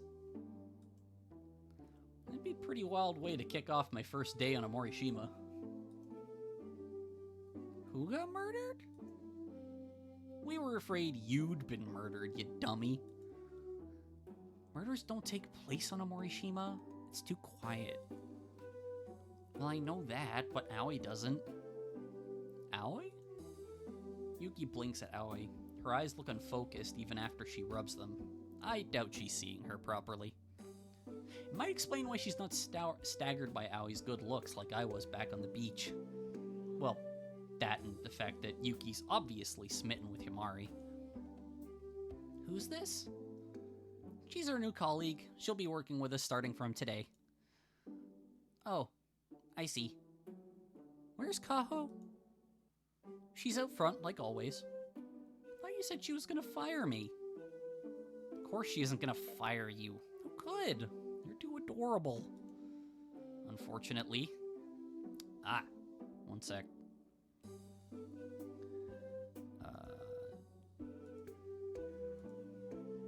This and be gone, bot.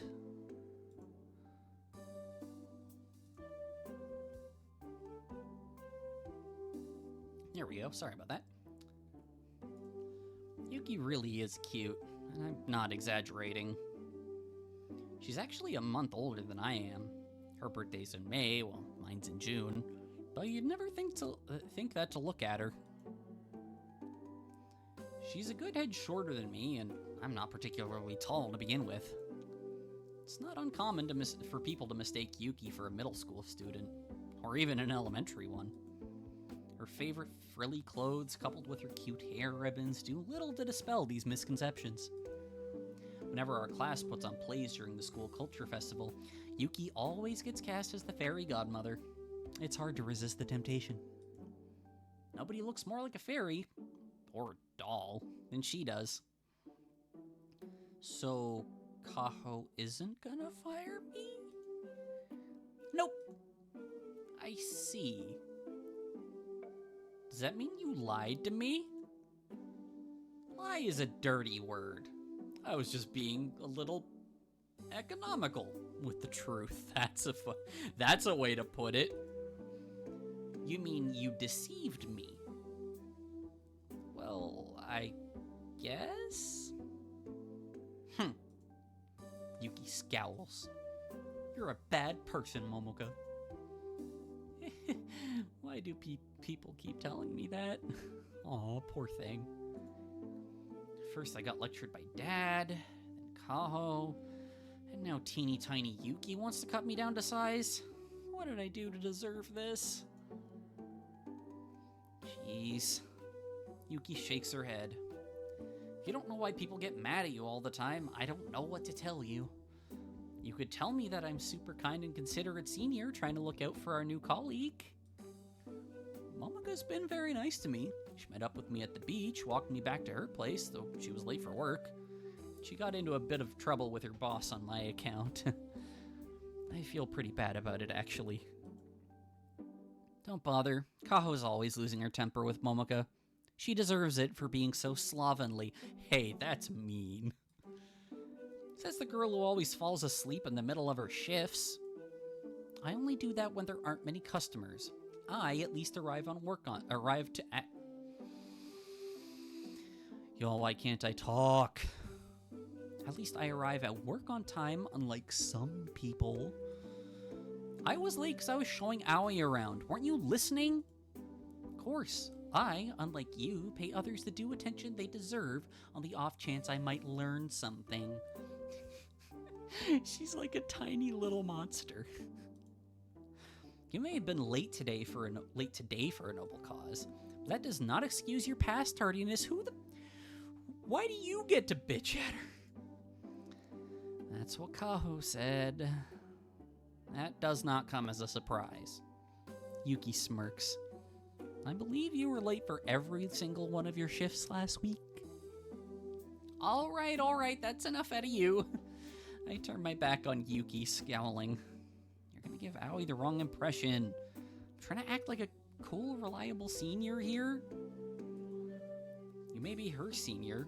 I don't know how old she is, but you are not cool or reliable by any stretch of the imagination. That's so mean. If you've been able to convince her otherwise, she'll soon receive a rude awakening. You, Akiyama Momoka, are utterly incompetent. That's so rude. Hey, don't say that. It's mean. But it is the truth. Saying that doesn't make me feel better. I was not trying to make you feel better.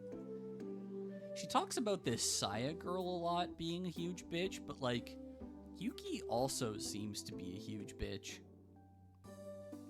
I think it's important you know how lacking you are. It's only by accepting our faults and flaws, of which you have many, that we can begin to change.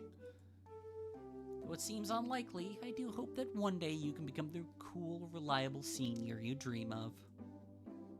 Good luck, Momoka. You'll need it. Why you? I scowl at Yuki while Aoi giggles. You two must get along pretty well, huh? If that's what you think, you might need to get your eyes tested.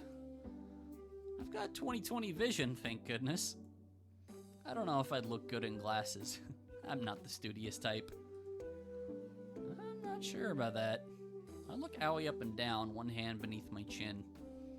I think you could pull it off. You think? I don't see why not. Glasses can add a lot of appeal. There's a huge market for handsome guys wearing glasses. You see them a lot in romance manga. I wouldn't know. I don't read romance manga. Aoi grins, her arms looped behind her head. Does that mean you think I'm handsome, Momoka? Yes. Yes, it does. What? No. You don't? No, that is to say, I look away from Aoi, my face on fire. I feel almost as embarrassed as I did back on the beach, and both of my shoes are firmly on my feet. Me and my big mouth. How come I never think before I speak? You think I would have learned my lesson by now? Don't read into it too much. I was just talking out loud. You do that often. It makes me worry. You worry about me? Yes, indeed. Yuki nods. I worry that you might be insane. She's such a tiny little monster. I love her. You're welcome. Yuki then smiles thinly, then looks between Aoi and I. I take it from what you said earlier, Aoi will be staying with you? That's right. Apparently our dads are friends. And how long will you be in Omorishima, Aoi? 2 weeks. I see. Well, it's nice to meet you. You too. You seem like you have some common sense, which is more than can be said for Momoka. I look forward to working with you. Yuki smiles thinly. Now, if Kaho isn't going to fire me, I think I will go back to sleep for a few minutes. Good night. Just immediately. Yuki closes her eyes and rests her head back on the table. Good night. I answer on autopilot. Something about Yuki's slow, sleepy demeanor always pulls me into her pace, and shake my head. I can't allow this. No, not good night. You need to wake up, Yuki. Aoi still needs to get changed. Yuki sits back up and shoots me a skeptical look. So? So, dummy, it'll be awkward if you're sitting here. I doubt she wants a stranger to watch her stripping. As if I would. I'm not shameless enough to sneak a peek like you, Momoka. I already have Himari. What are you talking about? You know what I'm talking about. You're the one who's been drooling over... Ah! Oh, good. Other people can see it too. I've not been drooling. There's not even been a drop of drool involved. Then explain why you called her handsome. I didn't... That doesn't mean anything. So you flirt with every girl you meet? A small, thin smile rises to Yuki's lips. She is a tiny monster. I love her. Pervert. I open and close my mouth, but no words come out. No intelligent words, at least. I'm so flustered I can't bring myself to do anything more than stammer. Yuki might look cute with her curly hair and her heart-shaped face, but deep down inside, this girl is a demon. It's alright, Momoka.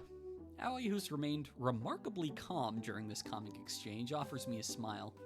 I don't mind getting changed with Yuki around. I'm not easily embarrassed, and it won't be too different from getting ready for PE in school.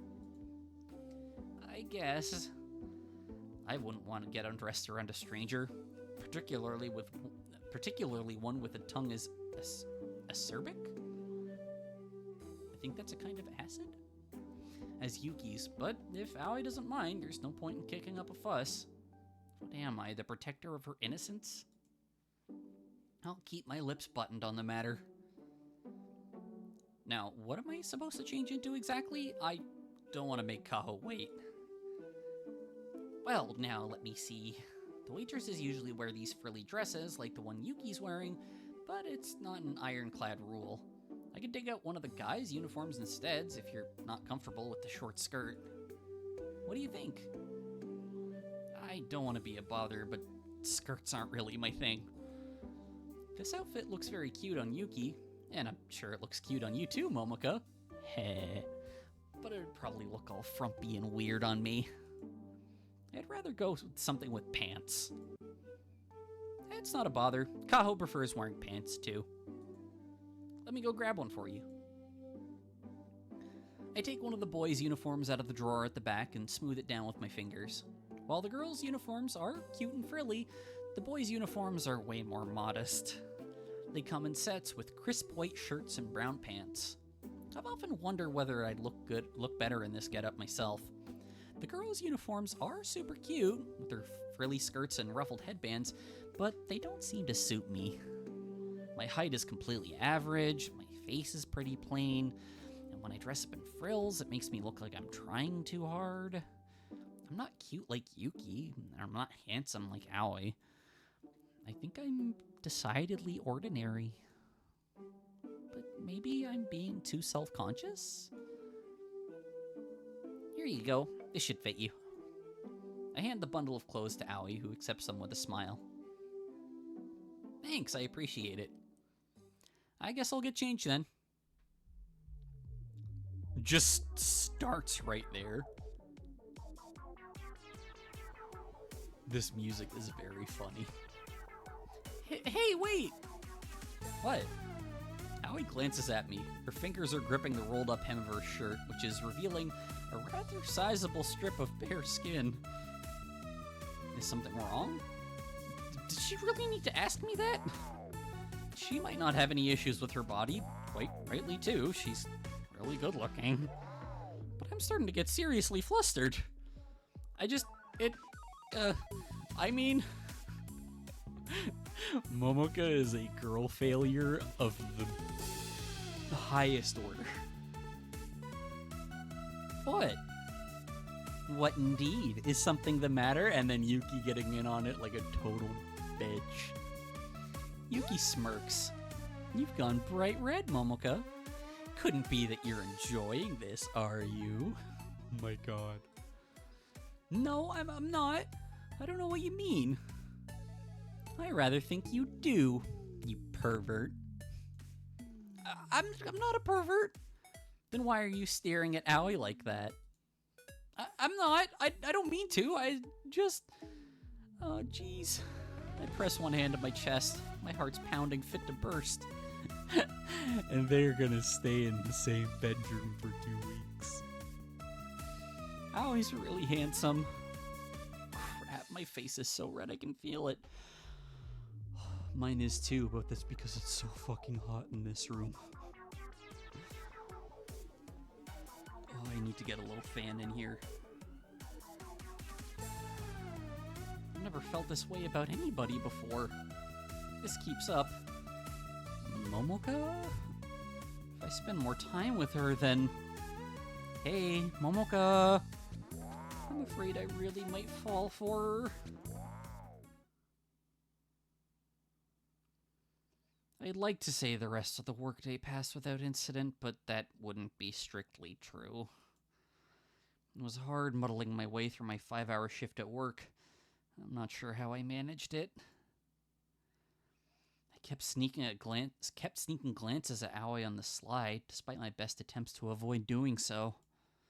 I was so distracted through my shift, I dropped a cutely arranged strawberry shortcake sundae on the ground.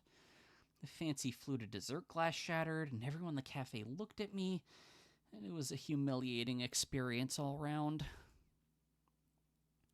I had to bow profusely to the shocked couple who had ordered the sundae, and then I had to clean it up. But my fingers were shaking so much, I cut myself on a piece of glass, then started bleeding everywhere.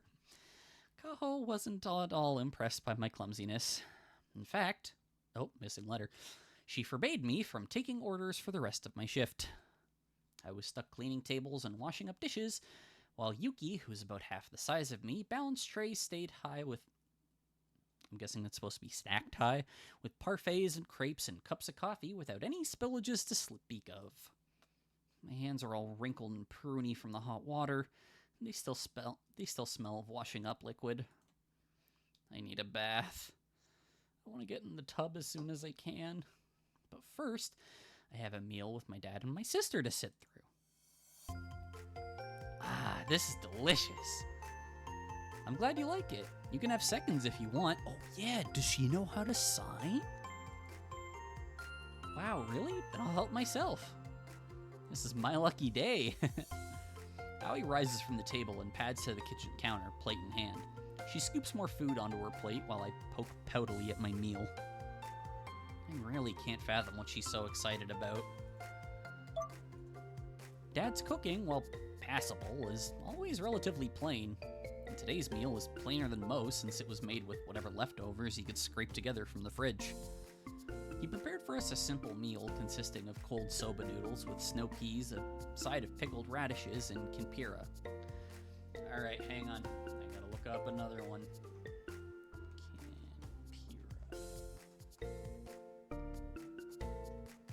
Would help if I could spell. It's a Japanese side dish usually made of root vegetables that have been sauteed and simmered. The most common variety is kimpira gobo, or braised burdock root. Other vegetables used include carrots, lotus roots, skins of squash such as kabocha, mushrooms or broccoli, and seaweed such as arame and hijiki. Other foods including tofu, capsicums. Capsicums are like red and green peppers, right? Yes. Wheat gluten, chicken thigh, pork, and beef. Simmering sauce is made up of soy sauce, mirin, sugar, and chili peppers. It is named after the son of Kintaro, a Japanese folk hero. Neat. We're learning things. The food's decidedly mediocre, but Aoi's devouring it like it's a fish from a 5-star restaurant. Oh, a dish, not a fish. Has she never seen food before? These pickled radishes are so crunchy and refreshing. I can't get enough of them.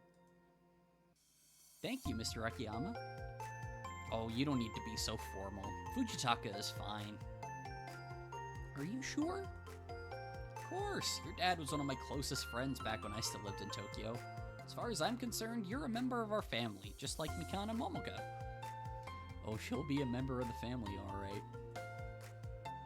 Alright then, thank you, Fujitaka. Did you make this food yourself? As a matter of fact, I did. Oh wow, that makes it doubly delicious. It isn't really that special. Maybe not to you, but it is to me. I'm not used to eating homemade meals like this, especially not at such a lively dinner table. Yeah, she probably just gets takeout all the time, or like convenience store food. Doesn't Seiji have the time to cook? No. Not really. He's always so busy with work. He gets home from school pretty late, and he's always busy planning new lessons and grading homework. We usually eat takeout or meals from the convenience store. It's easier that way. From what I remember, Seiji wasn't the best cook, so this is probably better off. Oh, Dad's useless in the kitchen. He even has problems making instant noodles. My mom used to do all the cooking for us back when she was still around, but, well, I'm used to eating sandwiches from the convenience store. They're not bad, I guess, but they get kind of stale after a while. Hey, Christine, how's it going? If I ever see another minced pork sandwich, I think I might scream. Got it. I'll take minced pork sandwiches off the menu. Well, Aoi reconsiders. Maybe minced pork sandwiches wouldn't taste so bland if you made them? I'm sure your cooking is way better than anything they sell at the 7-Eleven near my house. High praise indeed. I'm no culinary genius like my wife, but maybe we can put that to the test. Ooh, that might be fun. It'll be an ultimate showdown, but I'm pretty sure I know who'll win. And with a cheerful laugh, Aoi scoops yet more cold soba noodles into her mouth. Aoi's way of eating can't be described as elegant. She shovels her food into her mouth quickly and swallows, barely chewing. She seems to prioritize efficiency over enjoyment, but maybe that's because she's grown accustomed to eating food from the supermarket over the years. I don't mind supermarket food myself, but if I had to live on it day in and day out, I'd probably start detesting it too. In my house, meals are a relaxing affair, conducted amongst family. I usually enjoy myself during meals, but I can't quite relax today. The smiling faces that surround me do little to put me at my ease. I wonder why.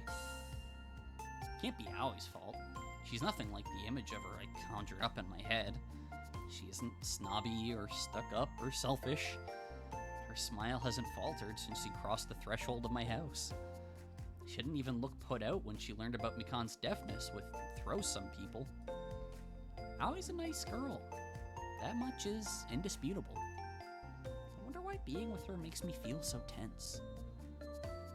Hey Aoi, I'm curious. Have you ever thought of cooking for yourself? I have considered it, but, well... Aoi smiles bashfully. I'm almost as bad at cooking as my dad. You must be exaggerating. I can't imagine anybody being as bad at cooking as Seiji. Oh, you'd be surprised. We had to make pound cake in school a few months ago, and mine turned out totally inedible. I tried to follow the recipe properly, and I measured out all the ingredients, but for some reason, my cake didn't rise at all. It was all flat and stuck to the bottom of the cake pan, and it got burned. It smelled foul. It tasted even worse. I brought a slice home for Dad, and he ate it and tried to look pleased, but I could tell he was forcing himself. I'm just not cut out for cooking. No matter how hard I try, things always seem to go wrong. I'm only really good at sports. When it comes to practical things like cooking or cleaning, I just make a huge mess. I'm kinda a huge klutz. Now, don't be so hard on yourself. Cooking isn't an innate skill. It's something that has to be learned through trial and error. Your issue is that you've never had a chance to learn, but with Seiji's own skills being subpar, shall we say. If you've had enough of minced pork sandwiches, I wouldn't mind teaching you a few basic recipes. You would? She's like, oh my god, he's teaching me the secrets of life. Sure, I think it might be fun. I'm not the best cook myself, but you seem to like my food, and I flatter myself I do know my way around the kitchen. I'm better at it than Seiji, at least. It's not like that's saying much. I couldn't. I'll blow up your kitchen. I'd like to see you try. Don't make that challenge. Do not. Dad laughs. I'll watch over you, don't worry. I won't let you make any silly mistakes. I've done a bit of baking with Mikan and Momoko in the past, and we always enjoyed ourselves. Isn't that right? Dad looks at Mikan, who's busy slurping up her noodles, and signs to her. He's been signing throughout the meal, like he usually does, but Mikan's not been replying. I guess she's too busy stuffing her face. Would you like to do some baking with Aoi sometime? I'd love to. That sounds like fun.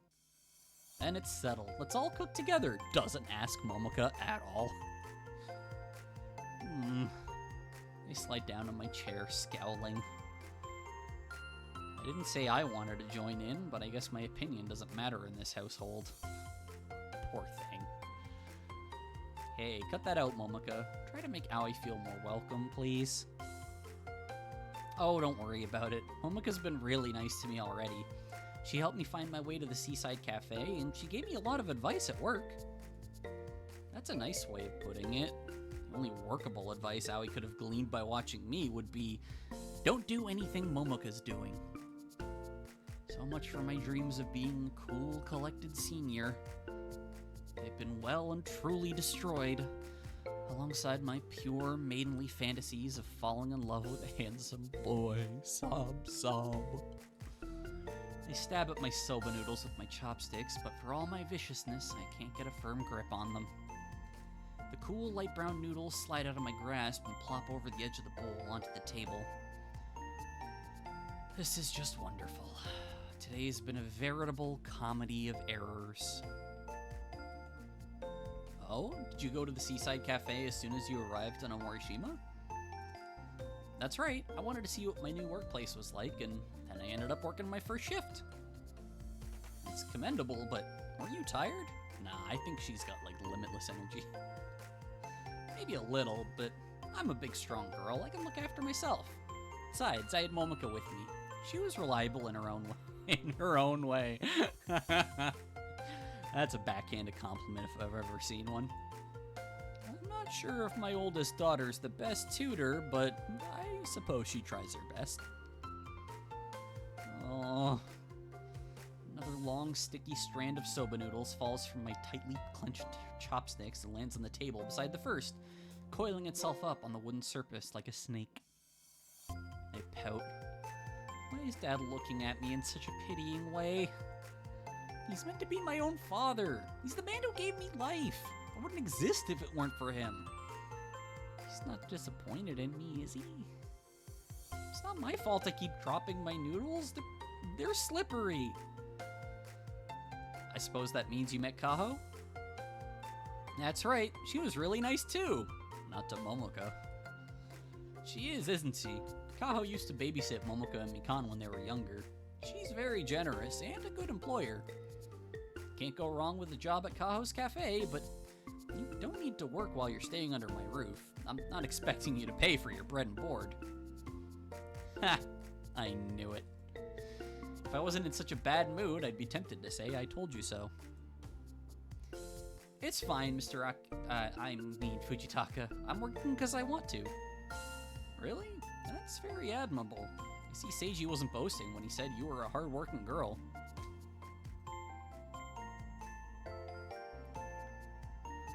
I'm not so sure about that. I just can't sit still, that's all. Aoi's raucous laughter echoes through the kitchen. It can't really be called ladylike. In fact, it's the exact opposite. But it's reassuring all the same. It's hard to stay mad when I'm with Aoi. Something about her smiles make my heart twist inside my chest. But that only makes things even more awkward. Crap, now I've dropped even more sticky noodles over the table. What is wrong with me today? My basic motor skills are deteriorating at an alarming rate. Hey, Momoka. Mikan sets her chopsticks down and signs to me. You keep spilling your food all over the table. Why can't I hold all these noodles? I know that. You don't need to tell me. I was just pointing it out in case you hadn't noticed. Aren't I wonderful? Oh my god, She's the gremlin child. Yeah, right. I stick out my tongue and Mikan smirks. So, what do you think of Aoi? Well... I glance back at Aoi. She's still talking cheerfully with Dad, despite him being a virtual stranger. Aoi tells some kind of joke, and Dad starts laughing. You'd think, judging by the flow of their conversation, Aoi's been living with us for years. After a few false starts, Aoi's even started to call him Fujitaka without any embarrassment. Where does that confidence of hers come from? Is it magic? Is it witchcraft? She wasn't abducted by aliens, was she? As an awkward weirdo, it's hard for me to understand anybody who isn't a fellow awkward weirdo. Aoi's less like a fellow girl and more like a mythic beast. It might be kind of rude to talk about Aoi while she's sitting at the table, and I don't want to make her feel awkward, so I stop talking when I sign back to my little sister. She's interesting, I guess. Interesting? Mikan raises an eyebrow. Is that all you have to say? What else do you want me to say? I hardly know her. But didn't you spend the whole day together? She was walking with you when you came back from work. We did spend a bit of time together, sure, but we didn't talk too much. Aoi was busy dealing with the customers, and my hands still. I could tell Mikanda was busy in the kitchen cleaning up plates after my spectacular failure with the strawberry sundae, but why should I give this little demon any extra ammunition? I might not be the brightest girl in the world, but I'm not stupid. I shake my head. Just forget about it. Aw, stingy. Mikan pouts. The point is, I've known Aoi for less than a day. How can I formulate an opinion on her in such a short amount of time? You didn't have any problems formulating an opinion on her this morning before you'd even met her. Oh, get dunked on. Didn't you say she'd be a stuck-up city girl who'd make fun of you and your looks? Maybe I did, but I was being stupid. That is, sadly, an all too common occurrence for you. I choose to ignore Mikan's sly comment. I am the adult here. Well, almost. And I won't let her get to me. Aoi may be from Tokyo, but she isn't what I expected. She doesn't seem fashionable at all. Her clothes are even plainer than yours, but she seems nice. Hey, don't call your sister's clothes plain. How can you tell? Aoi doesn't know sign language, and you can barely read lips. You have even less to judge her on than I do.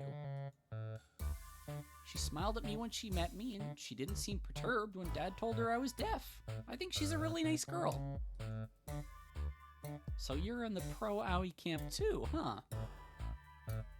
I don't see any reason why I should dislike her, even if you're mad because you have to share your room with her. In fact, I don't think you're mad at her either. Not really. And how did you figure that one out? You've been staring at Aoi the whole time we've been sitting at the table. That'll do it. What? No way, I wasn't staring. You totally were. You can't look away from her. It's almost like you're obsessed. No, I'm not. I don't care about Aoi at all. Like I said, I hardly even know her. But you want to get to know her, right? This little shit. I love her. Mikan's gaze is firm and steady, and it holds me in place though I try to turn my head away. You like her. I can tell that you like her. You just don't want to admit it to yourself. You like her much, much more than you expected to, and now you're embarrassed and ashamed that you jumped to conclusions so early on. Okay, she's still 13, so she's not thinking about like, oh, you like her. That is blatantly ridiculous. You're just saying that because you don't know how else to respond. do you know? You're just a little kid. I might be a kid, but I've lived with you long enough to know what you're like. I can see right through you, Momoka. You like Aoi. Okay, maybe she is making that assumption. You like her a lot. And I guess it doesn't hurt that she's so good looking. Can you sign, Erg? I need to ask my hard of hearing friends. My face feels so hot, I'm afraid it's gonna spontaneously combust. I guess I should thank my lucky stars that it's not possible to stutter in sign language, or my frazzled state would be even more obvious to my devilish little sister. Not that my true feelings aren't totally 100% apparent already. Think whatever you want. It's not like it'll change the truth. But I know what the truth is, even if you don't. You little shit. You've got the okay, nope, she's making that assumption. You've got the hots for her, haven't you? And she says that out loud. This is so good. What? No way! And that gets the other's attention.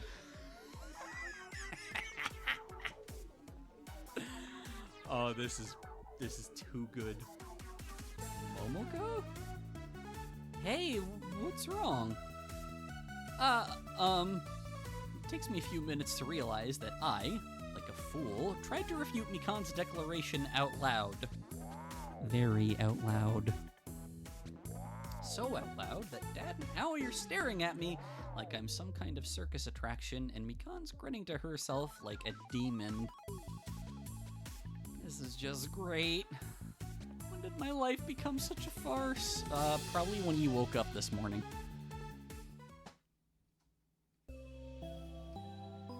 Later that night, when Aoi's taking a bath, I'm struck with a sudden, intense desire to draw. I've wanted to be a manga artist from an early age. I used to doodle all the time when I was a kid, on any spare sheet of paper available. I even drew on my bedroom walls in thick, chunky wax crayon a couple of times, which, let's just say that did not go down well with my parents. Didn't stop me from drawing, though. My fondness for art only grew stronger with the successive years. I absolutely adore romance stories about handsome princes. My shelves are crammed full with them, practically groaning under their weight. I'd love to write a story like that myself someday, but I've been struggling creatively for a while. Every time I try to plan out a story, my hands tense up. I feel unduly anxious. I criticize and nitpick every little detail, and then I give up in less than an hour. Oh, that hurts. Ebihime, why you gotta do me like that? My female characters are fresh-faced and pretty, but they're not exactly interesting. My male characters are tall and handsome, but they look and act too much like the male characters from all the other romance stories I've read. They don't have any originality. There isn't any spark, nor any sort of hook.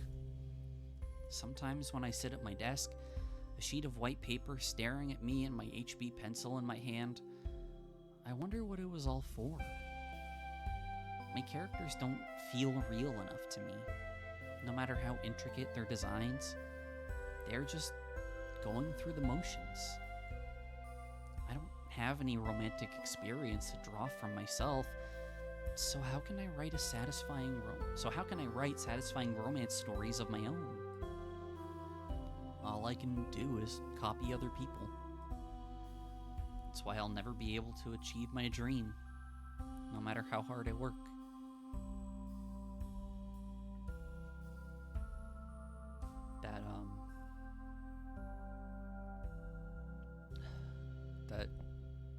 That one really hits home.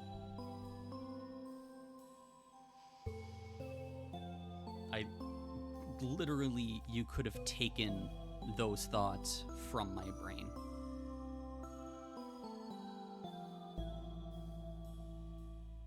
Like, not the the drawing, but the stories. Like, I have all these ideas, but when it comes to writing the actual stories, the characters never feel human.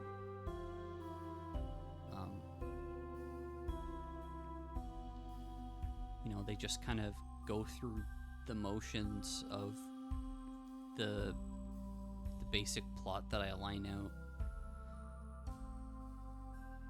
And that's...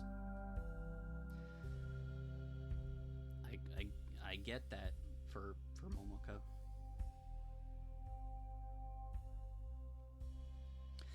Anyway. Okay. I've thought about giving up more times than I can count. But when I sit at my desk that evening, twirling my HB pencil around in my fingers, something clicks into place inside my head. Inspiration. I can't remember the last time I've ever felt so enthused about one of my own projects. I'm afraid if I don't get my ideas down now, I'll forget them. Or even worse, I'll lose confidence in them come the morning, and they'll never be committed to the paper. I can't let myself get sidetracked. I want to draw. I need to. Hey, Momoka? I was so absorbed in my sketching, I totally forgot about her. Bath's free. You can go in now if you want, though you look kind of busy. Are you working on something? Summer homework? Or are you drawing? You don't mind if I take a look, do you? Yeah, she does. Crap, I was afraid of this. Did she have to ask the most anxiety-inducing question you can ask any budding artist? I don't think my poor heart would be able to handle it if she laughed at my work. I'd die. This time, I'd die for realsies. No takebacks. No, you can't. I'm sorry. I throw my arms across my sketchbook, shielding it from prying eyes.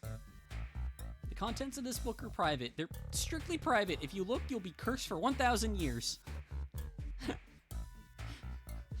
1,000 years dungeon. Cursed? That sounds pretty serious. Now he takes a hesitant step back. Sorry, didn't know this was such a sensitive issue. Sensitive? What does she mean by that? What the heck does she think I'm drawing? I gotta clean up any misapprehension she might be having, and fast. I'm not really a pervert, regardless of what Yuki says. Hey, don't get any funny ideas. I'm not drawing nudes, okay? Wow, just putting it out there, huh? I never said that? Oh, right, I guess you didn't. Huh? I hang my head, my cheeks pale pink. I'm sorry if I'm acting weird. I don't know what's gotten into me. I guess I have a few hang-ups about my art. I used to draw in school, but some of the guys in my class saw me doodling a lovey-dovey scene a while back. They all teased me about it, so it's kind of a sore subject. Oh, I can understand that. Some of the boys in my class tease me too. They do? Yeah, they say I don't act girly enough and I should be more graceful. Stupid stuff like that. I see. That must suck? Kind of, but I'm used to it. I've always been a bit of a tomboy. I was out playing soccer in the park with the neighborhood boys from the age of 5. I'm surprised they let you join them.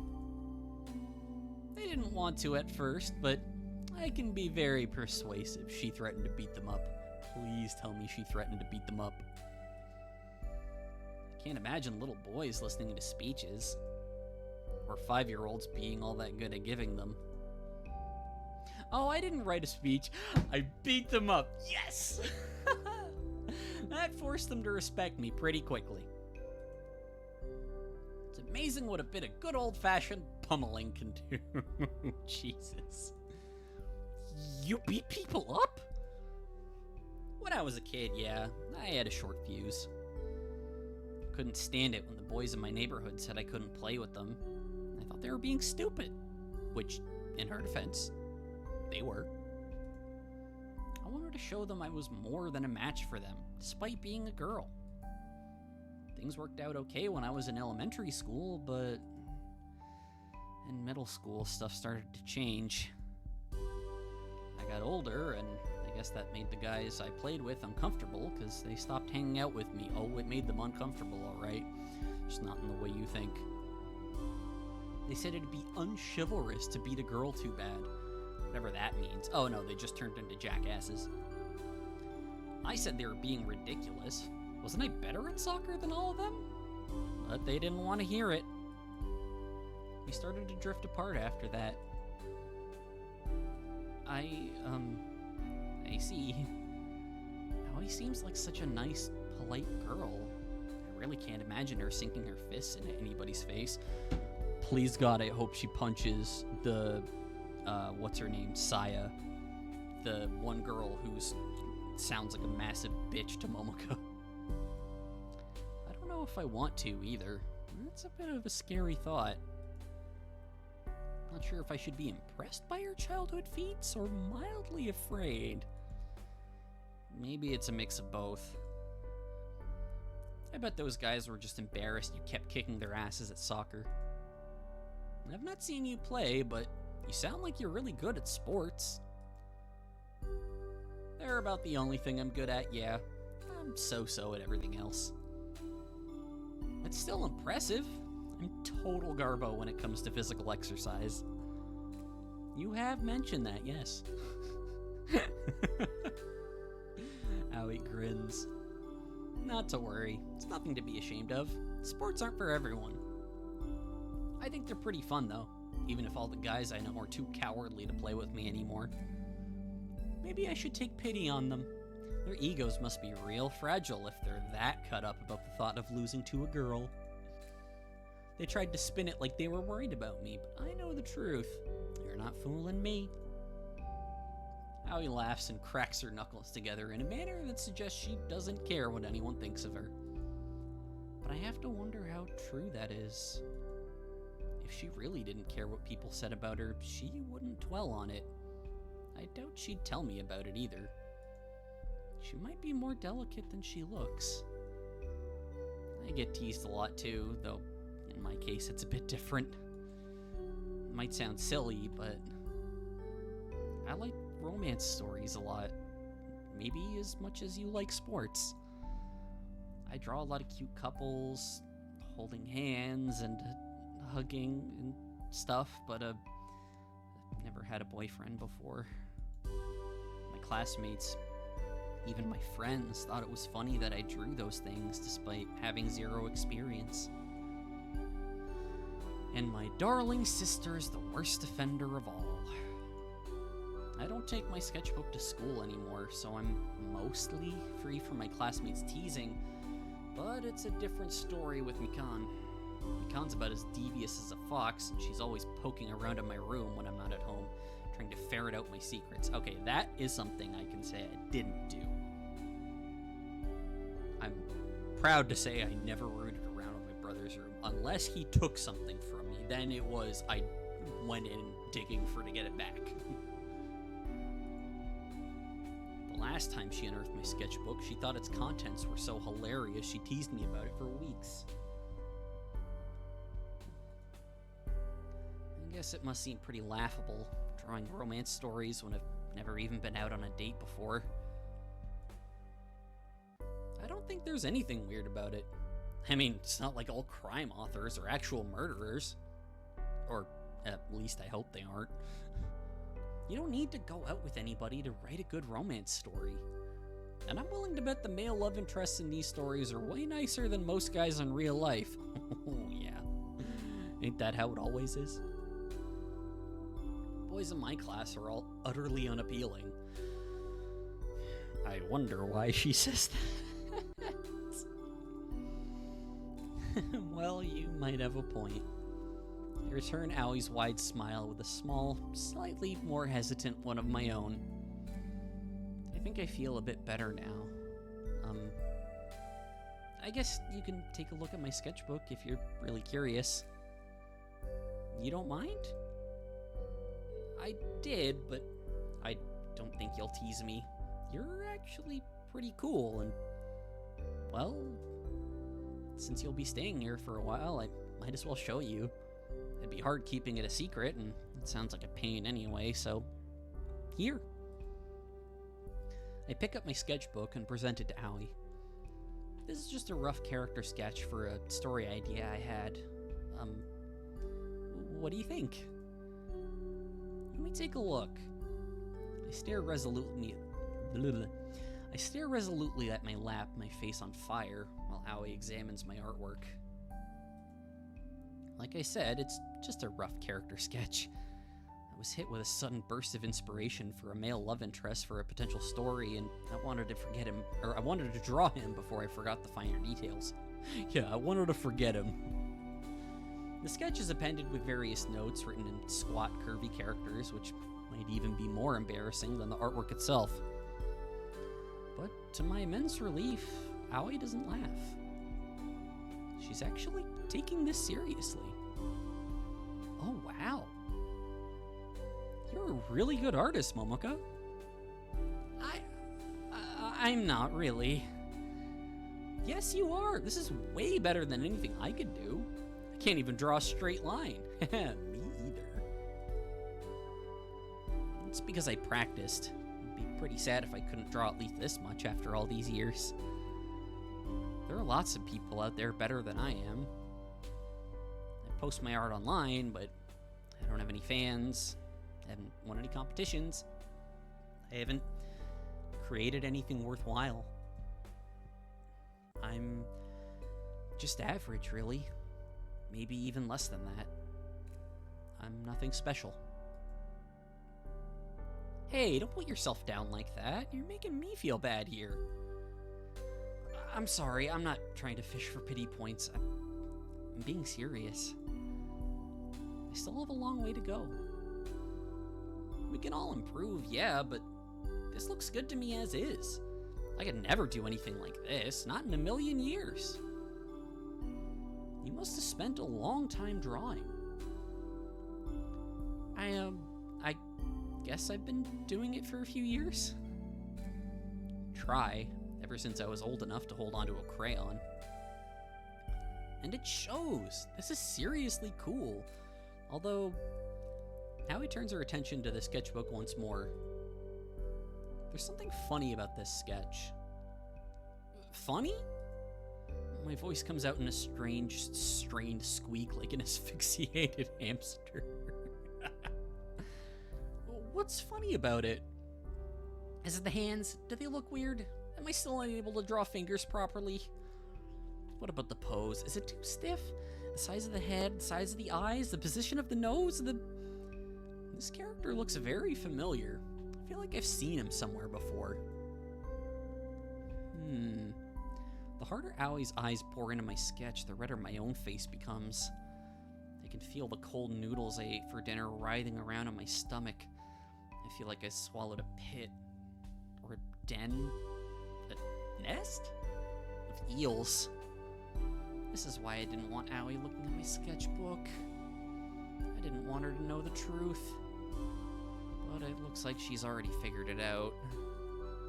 The guy I sketched out in my 20 minutes of passion, he looks almost exactly like Owie.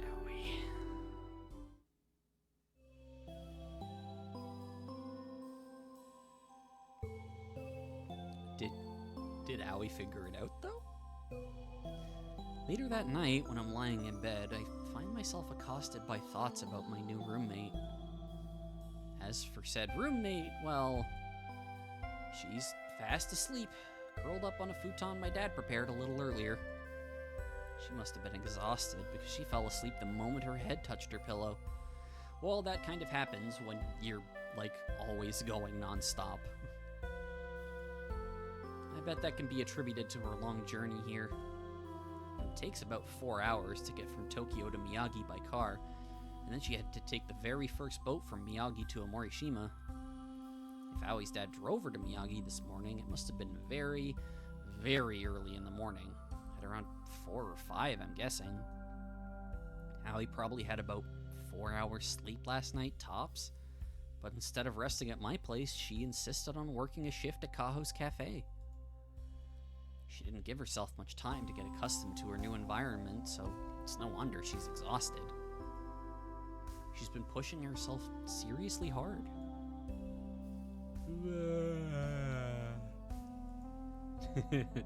Oh, it's snoring. I can hear Aoi snoring in the darkness. Her snores aren't deep and throaty like a chain-smoking old man, but they're still pretty pronounced. That just means she's not dreaming. Never had to share my room with anybody who snores before. Never had to share my room before, full stop.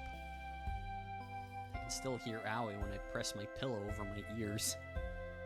If I'm being honest, it's starting to drive me nuts. Groaning, I sit up in bed, drawing my knees to my chest, and glance down at the floor. My room is dark, the lamp on my desk is turned off, the curtains are drawn. It's hard to see in the murky blackness. It takes a few moments for my eyes to adjust, but when they do, I start to pick out details in the gloom. I can finally see her. Aoi. She's embracing her covers as though it's a body pillow. One leg is looped over the blanket while her arms encircle it, her shadowy cheek nuzzled against its side. Her eyelashes are closed, her lips are parted, and she snores every few seconds, with more reliability than a Tokyo train schedule. I run my fingers through my hair, which is sticking to my flushed cheeks, and sigh. It isn't fair. Even when she's sleeping, and snoring no less, she still looks handsome. She's so good looking, it makes my heart hurt. Part of me almost wishes Aoi was the arrogant, aloof, stuck-up girl I feared she would be, because then at least I wouldn't be losing sleep and losing my mind. I'd hate her, and I'd hate sharing my room with her, but I wouldn't be experiencing such inner turmoil. I just don't know what I'm supposed to do. I've never felt like this about any boy before, let alone a girl, and it's all so strange and new and confusing. I feel like I'm gonna suffocate. Why did you have to be so nice? I whisper softly, so softly that I know my reproachful words won't reach the ears of the recipient. You're so kind and sweet and supportive, but you barely know me. We're still strangers, so why do I feel like this?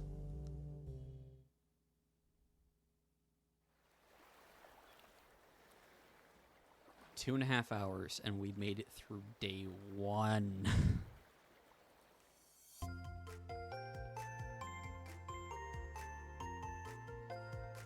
Nothing like waking up to a freshly made breakfast. Why, thank you. I'm glad you enjoy my food so much, Aoi. It's delicious. Super delicious. Aoi's attacking her fried fish with her chopsticks as though she's afraid it'll regain sentience and slither off her plate and into the kitchen sink where the bowls and dishes from last night are soaking. Which, if that did come to pass, would be horrifying. It's a good thing my life is so decidedly mundane. This fish is amazing. It feels so fresh, like it could swim right off my plate. I hope not. Let's not tempt fate here. Well, that would be rather worrying. I'm glad everyone else is like, please no. Dad laughs, his eyes crinkling in the corners in a way that would probably make Kaho and half the other women in Morishima swoon. Okay, so yeah, Kaho is into him. You don't need to worry, Aoi. I picked the fish up this morning while you and Momoko were still snoozing. It's definitely dead. I guarantee it. Huh? You went to the supermarket that early? Well, the fishmongers, actually. Their fish tends to be fresher. Apparently it was caught a couple hours ago. Wow, you really went above and beyond. I appreciate it, but you didn't have to go so far out of your way for me. I don't want to be a bother. It isn't a bother, I've already said. No effort is too much for Seiji's daughter. And his soon-to-be daughter-in-law. Dad says Seiji's daughter with such reverence, you'd almost think he was talking about the Pope or something. Little does my father know that Seiji's blessed daughter kept me awake half the night thanks to her snoring. Aoi's friendly and all, but she's not without her flaws, which, depending on how you look at it, might be a good thing. I was starting to get scared she was too perfect. Since Omorishima is an island, we have an abundance of fine fish. It'd be a waste not to show you some of our local delicacies now that you're here. I'm not the best cook out there, but even an amateur would be hard-pressed to make this porgy taste bad. It's the fucking porgy again. Why, porgy? I think you're selling yourself short. When it comes to cooking, you must be something of a genius. You serve me this much good food, I'm gonna eat and eat and eat, and I won't be able to fit back on the boat back home. Well, I wouldn't want to sabotage your career as a sportswoman. Good food is important, but we need to enjoy these things in moderation. And yet, once you've had excess, everything else tastes bland. It's hard to be moderate in this household. This is such a nice change from the instant meals I'm used to eating. I'm getting spoiled. The savory miso soup, the saltiness of the fish, fluffy white rice. It feels like I'm in heaven. Dad laughs, evidently pleased by Aoi's enthusiasm. I almost find myself laughing too. But I'm so tired I can't bring myself to. Ugh. Big yawn.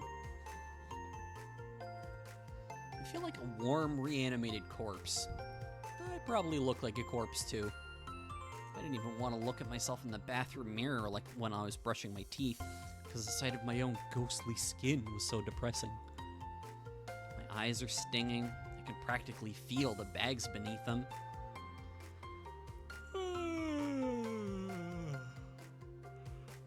Oh, that was a real one, sorry. I suppress a yawn and press my hand across my mouth, my fingers splayed. Exhausted though I am, I have enough common sense to know it'd be impolite to flash Aoi a mouthful of half-masticated breakfast. Embarrassing, too. I feel a familiar tugging on the sleeve of my shirt. It's Mikan. Hey, Momoka. Momoka signs to me, a devilish little smile on her face. Why are you so sleepy? I don't know. Why are you so annoying? I hope my non-committal response will prompt McCann to drop this line of inquiry, but of course it doesn't. Sometimes I think my sister was born in the wrong era and the wrong country. She'd make for a damn good witch hunter given her tenacity. She never fails to jump on opportunities to make me squirm. I bet she'd love torturing confessions out of poxmarked, plague-ridden witches in the 17th century Europe. She might have a sweet face, but she's a total sadist. Oh, she'll have a career, all right. It's not because of Aoi, is it? No. I try to look unconcerned, but my cheeks start to redden despite myself. Why must you betray me so, body? Do you hate me too? It's totally because of Aoi, isn't it? That little brat. Dude, just sign she snores, and you'll be fine. She should know this is a sore topic. I guess I should stop speaking aloud, or Aoi will get suspicious. This has nothing to do with Aoi. I'm just tired because I'm tired. Because you spent all last night staring at her? I wasn't staring at her all night. Ah, but you were staring at her. So part of last night, then. Ah. This little gremlin thing. I shouldn't have let that slip. Why did I let that slip? It was your choice, too. Like, you have to think about what you're gonna sign. I'm even more transparent than a jellyfish. It's another warm, sunny day, like all other sunny days, and like all sunny days on Omorishima. Aoi and I walk to work together along the beach. Are they gonna work every day? Jesus. I inhale the salty sea breeze deeply, hoping it'll return some of the color to my pale, washed-out cheeks. A long shift at Kaho's Cafe looms before me. I'll need all the energy I can to get to. I'll need all the energy I can get to work through it, especially given who I'll be working with. Yuki doesn't work on Tuesdays. In her stead, I'll be stuck with Saya. Ooh, she looks just awful. It has been a while since I last saw you, Akiyama Momoka. I see you're looking as slovenly as ever. Ooh. What a bitch. Not you. Whatever do you mean by that, might I ask? Surely you must be overjoyed to be in the presence of such a lady as myself. Perhaps if you observe me while I'm working, you might be able to learn a thing or two about grace and decorum. Oh, God, she's a bitch. I don't know if I'd call that laughter graceful. It's the total opposite of decorous, too. It's a good thing the cafe hasn't opened yet, because I'm sure Saya's laughter would be cause enough for complaint. It's so piercing it could probably shatter glass. Jeez, it's way too early in the morning to deal with this girl. It's bad enough that she's in my class at school, but now I have to put up with her during summer vacation too? Life is so unfair. What is this, Malcolm in the Middle? Who's this, Momoka? Aoi looks at Saya, perplexed, which is a perfectly natural response where Saya is concerned. Saya is a very unique person. She stands out a lot, particularly on a small island like Omorishima. Saya's already changed into her uniform, but she's customized it with extra layers of lace and frills. She's wearing white lacy stockings with matching garters, and her feet are encased in black shoes with wickedly high heels. You'd think Kaho would say something about the heels, like, you know, hey, those aren't safe for work. That's an OSHA violation. Saya's shoes, much like her attitude, are completely unsuitable for her job. Thank you. But things like this have never stopped Saya before. She thinks she's too good for trifling affairs like common sense. My. Saya ceases her laughter when she looks at Aoi, her eyes wide. Do you not know who I am, young man? Everyone does it. This is great. No, I'm not a... Aoi hastens to correct Saya, but Saya cuts across her as she is so prone to doing.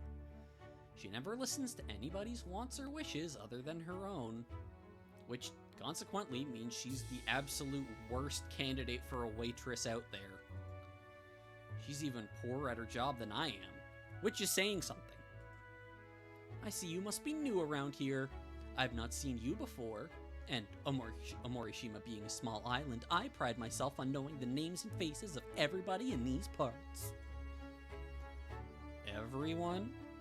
Are you sure? You forget I am a member of the landed gentry.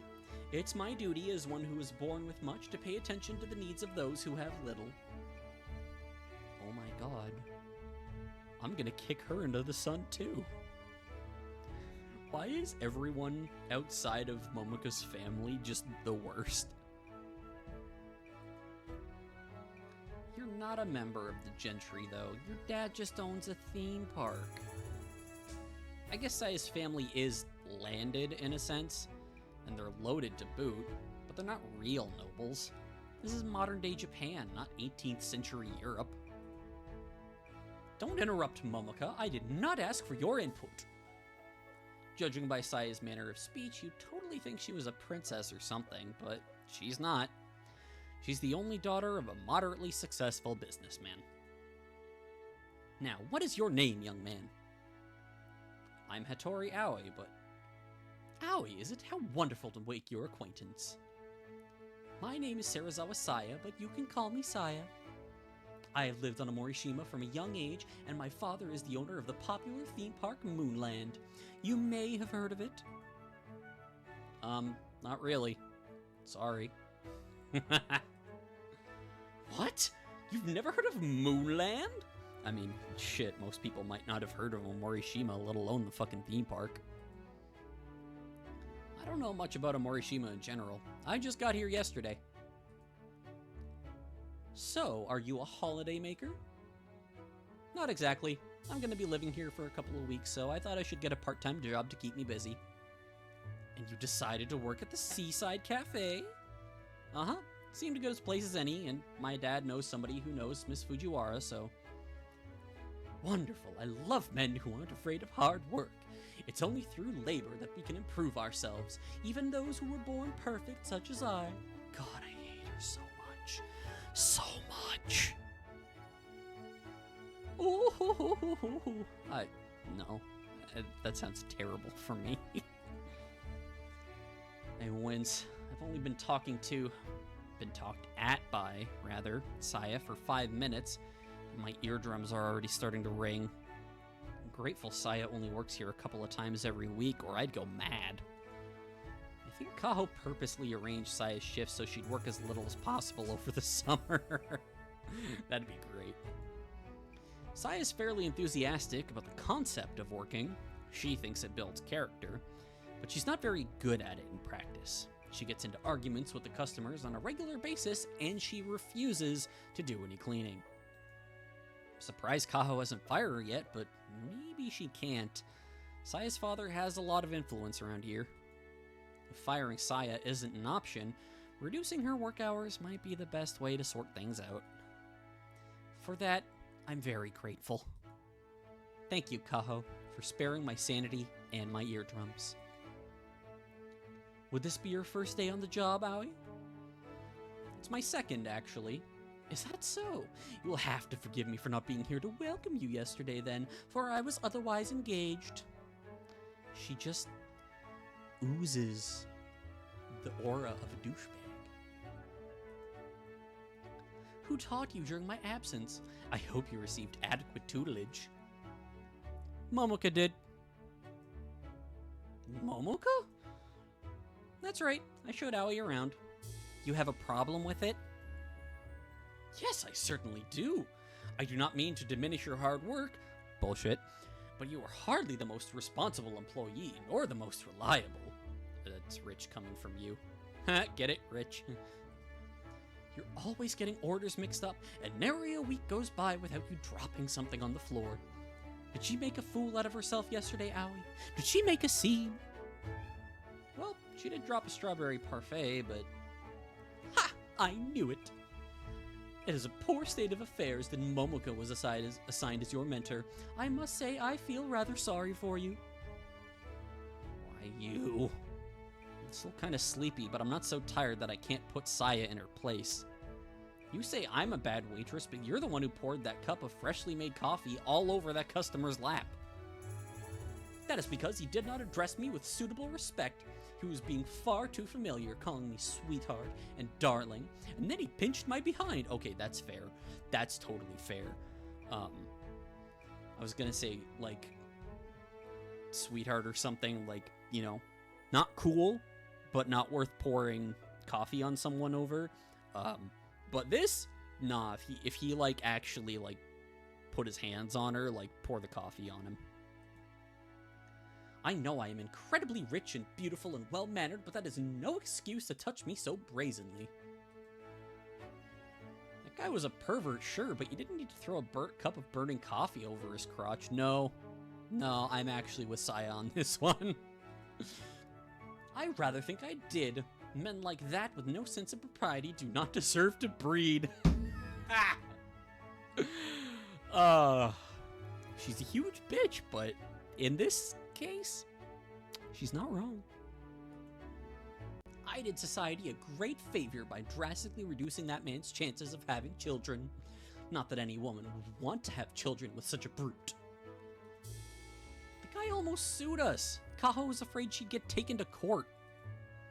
Why should I care? It means nothing to me, besides. Even if that man had sued us, we would have been in no danger. My father would have taken care of everything. He has friends in high places. I can't... I want to take her side on this very specific issue, but I can't take her seriously.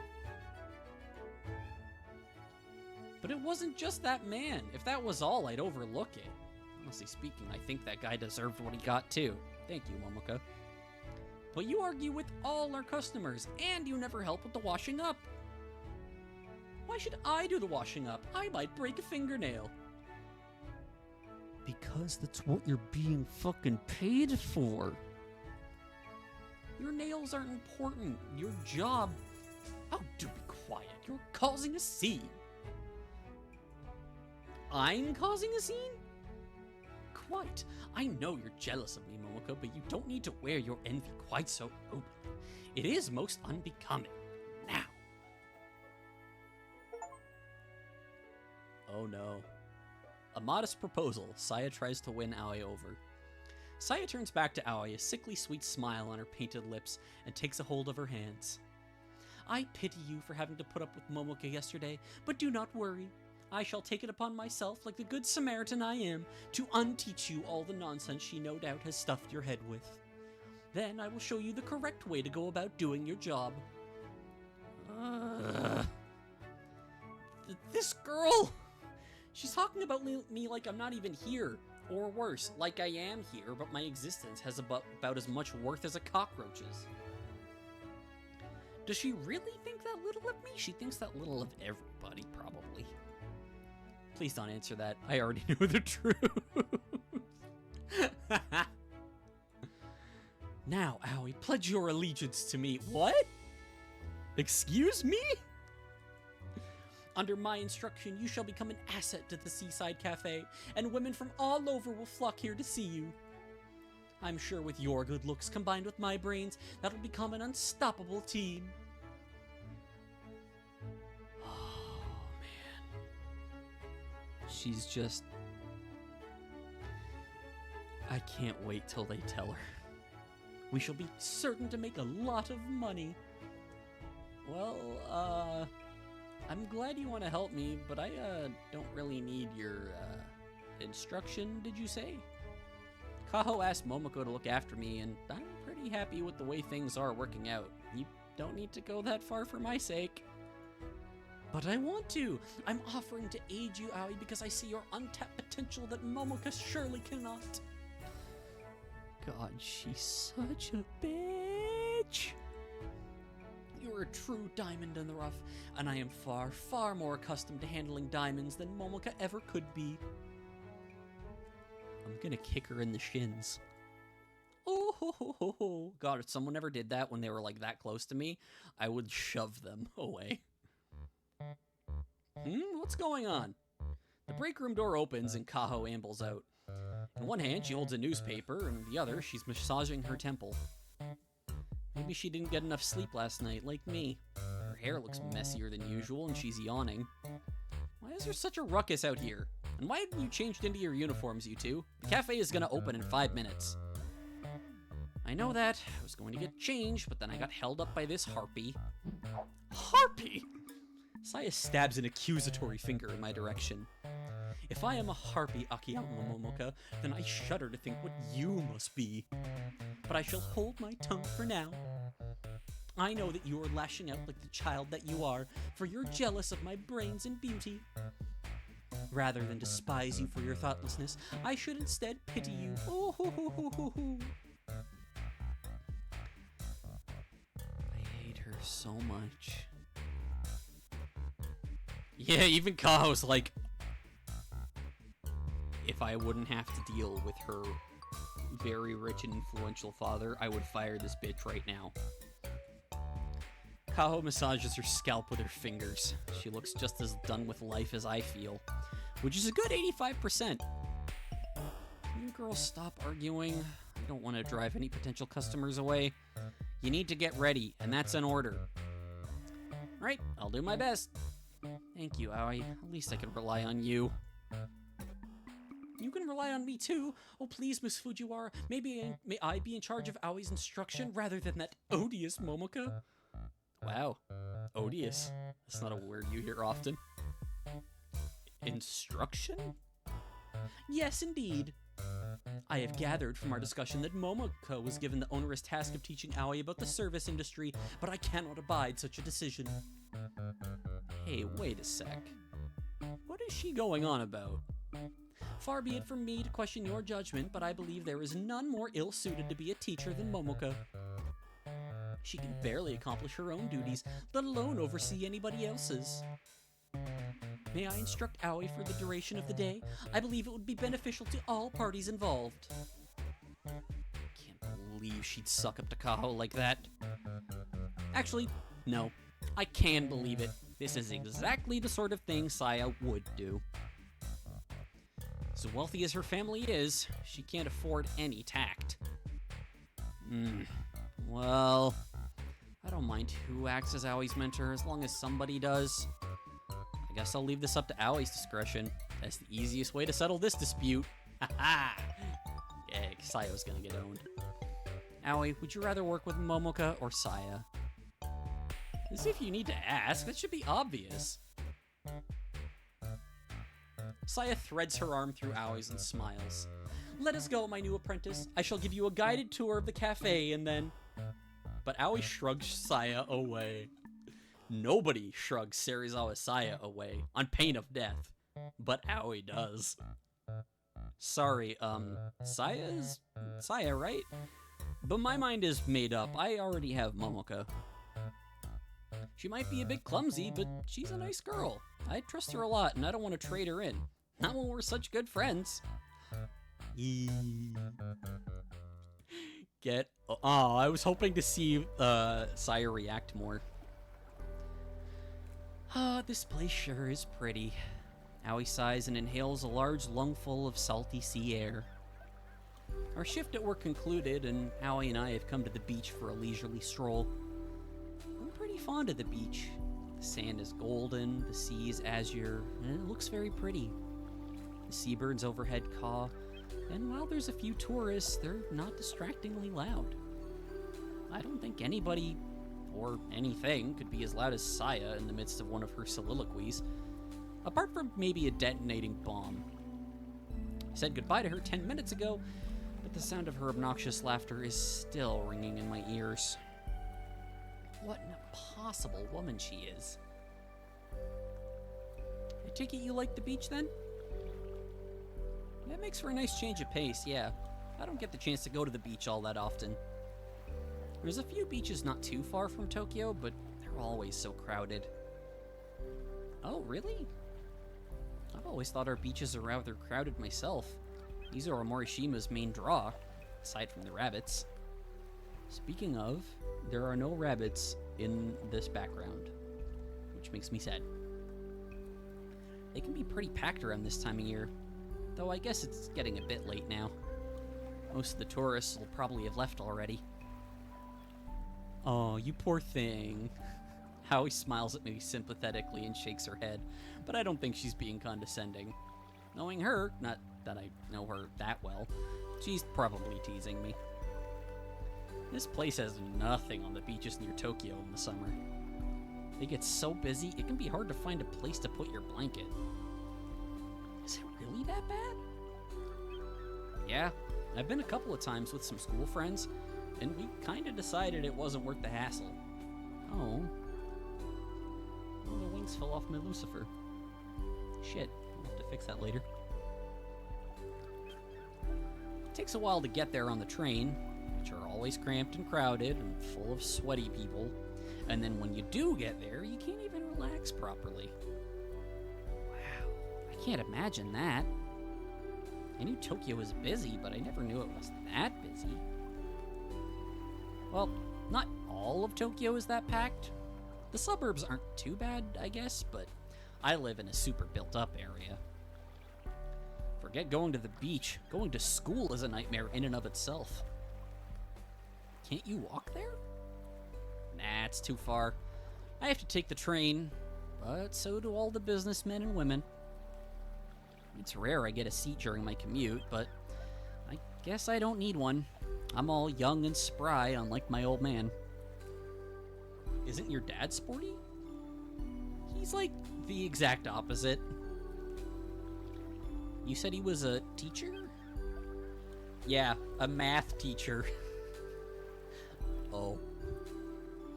I guess I should have known, really. Howie did say her dad was always busy grading homework, and I've certainly never gotten homework in PE before. Though I guess it might be different in Tokyo? Still, what homework could you feasibly do for a sports class? Jumping jacks? Wait till you have to do health class. I just figured since you're so active, maybe he might be a sports coach or something. I thought you might take after him. I don't know who I take after, but it certainly isn't him. Dad's at work most of the time, and when he isn't at work, he's at his desk at home, planning lessons and marking homework. Seriously, teachers have it rough, man. He sits for long hours, all hunched over, and his back's always aching. I'm worried he'll end up with arthritis if he's not careful. I told him time and time again he needs to take more breaks, but now he sighs. Dad's so stubborn. He doesn't let me fuss over him. It's like he doesn't realize how much I care about him. Maybe he doesn't want me to care so much because he doesn't want me to worry. Something. I don't know. I don't really get it. Gee, I didn't know. That sounds pretty rough. It can be. Dad's been working hard for years already. I think he deserves a bit of a break. And that's what Micah thinks too. She's just as worried about him as I am. I'm glad I have her around, even if she's not my real mother. At least Dad actually listens to her. I guess he thinks of me as a kid. Maybe that's why he never takes me seriously. I might not have met Awie's dad, but a picture of him starting to form in my head. Black hair, black suit, serious expression, tinged with pain. Glasses too, probably. He sounds like a glasses type. Total opposite of his daughter. But I think that's enough about Dad for one day. He must get sick of me talking about him. I worry about him a heck of a lot, but it's not like that'll change anything. He has Micah now, and she takes care of him okay. It should be fine. I'm sure there's way more interesting things to talk about. Like what? Oh, I don't know. Your colleague was quite an amusing person. If by amusing you mean a giant bitch. My colleague? My expression stiffens. You mean Saya? That's right. Ugh. The mention of Saya's name is enough to tank my mood. She's like the last person I want to think about. Now that's a strange face you're pulling. Don't you like her? Isn't it obvious? I can't stand her. She is quite a forceful person. Yeah, she's forceful, all right. Like a force of nature. She's so full of bluster, and she never stops boasting. She's a huge pain in the backside, and I can't stand working with her. I guess you're not wrong there, but I thought she was pretty unique. I bet you're never bored with her around. Sometimes being bored is better than... I try to search for the words, but they've abandoned me. I find it difficult to articulate myself when the subject of Saya comes up. She's so all-consuming in her idiocy, with her curly hair and her loud mouth and her massive ego. It's hard to do her justice. And being with her. Finally settle for, somewhat lamely, a scowl and a kick directed at a nearby sand dune. Aoi, still grinning, sidles up beside me and nudges up to me. Why can't I speak today, y'all? Aoi, still grinning, sidles up to me and nudges me with her elbow. Sounds like she's gotten you all riled up. I can't help that. I've had to put up with her nonsense for years. Years, huh? Was she like this as a kid, too? Trust me, she's always been like this. Time's only made her worse. Oh man, this island really is more interesting than I imagined. think we're gonna have a lot of fun here. Glad you're having a good time. You think this is fun? Yeah, Omorishima might be small, but there's so many interesting characters. Your sister's totally adorable. And that little girl we met yesterday, Yuki, right? Looked just like a doll. And now I've met a real diva. This vacation's gonna be a blast. Huh. I fold my arms and turn my nose up in the air. For some reason, I can't quite fathom... Okay, I can. It's totally jealousy, but shh. Hearing Aoi praise these other girls is gnawing at me.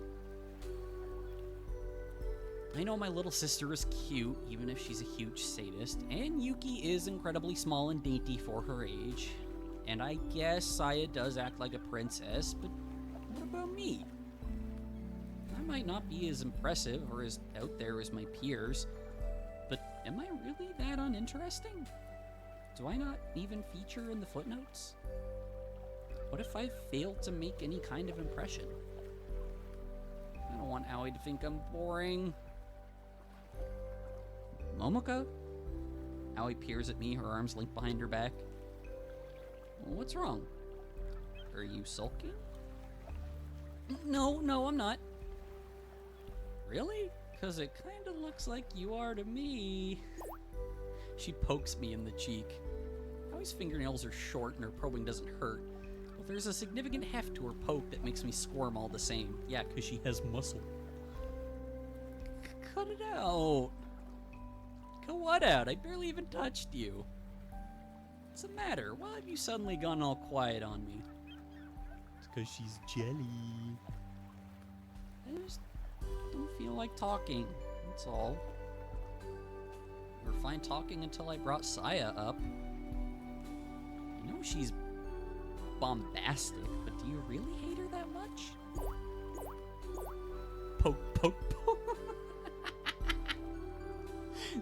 Poke, poke, poke. Pouting fearsomely, I push her hand away. It's not like I hate Saya. Well, not that much. But if you like her, why didn't you pick her over me back in the cafe? I said it. I can't believe I actually said it. I didn't really want to admit it, but now my jealousy must be totally obvious. Is there a way I can turn back time? Cram the words back in? I wish I could have said something cooler. No, I didn't mean... But the moment I try to course correct... Oh, no. No. Oh my, don't you know it's rude to gossip about a lady behind her back, Momoka? Yeah, well, you're not a lady, you're a bitch.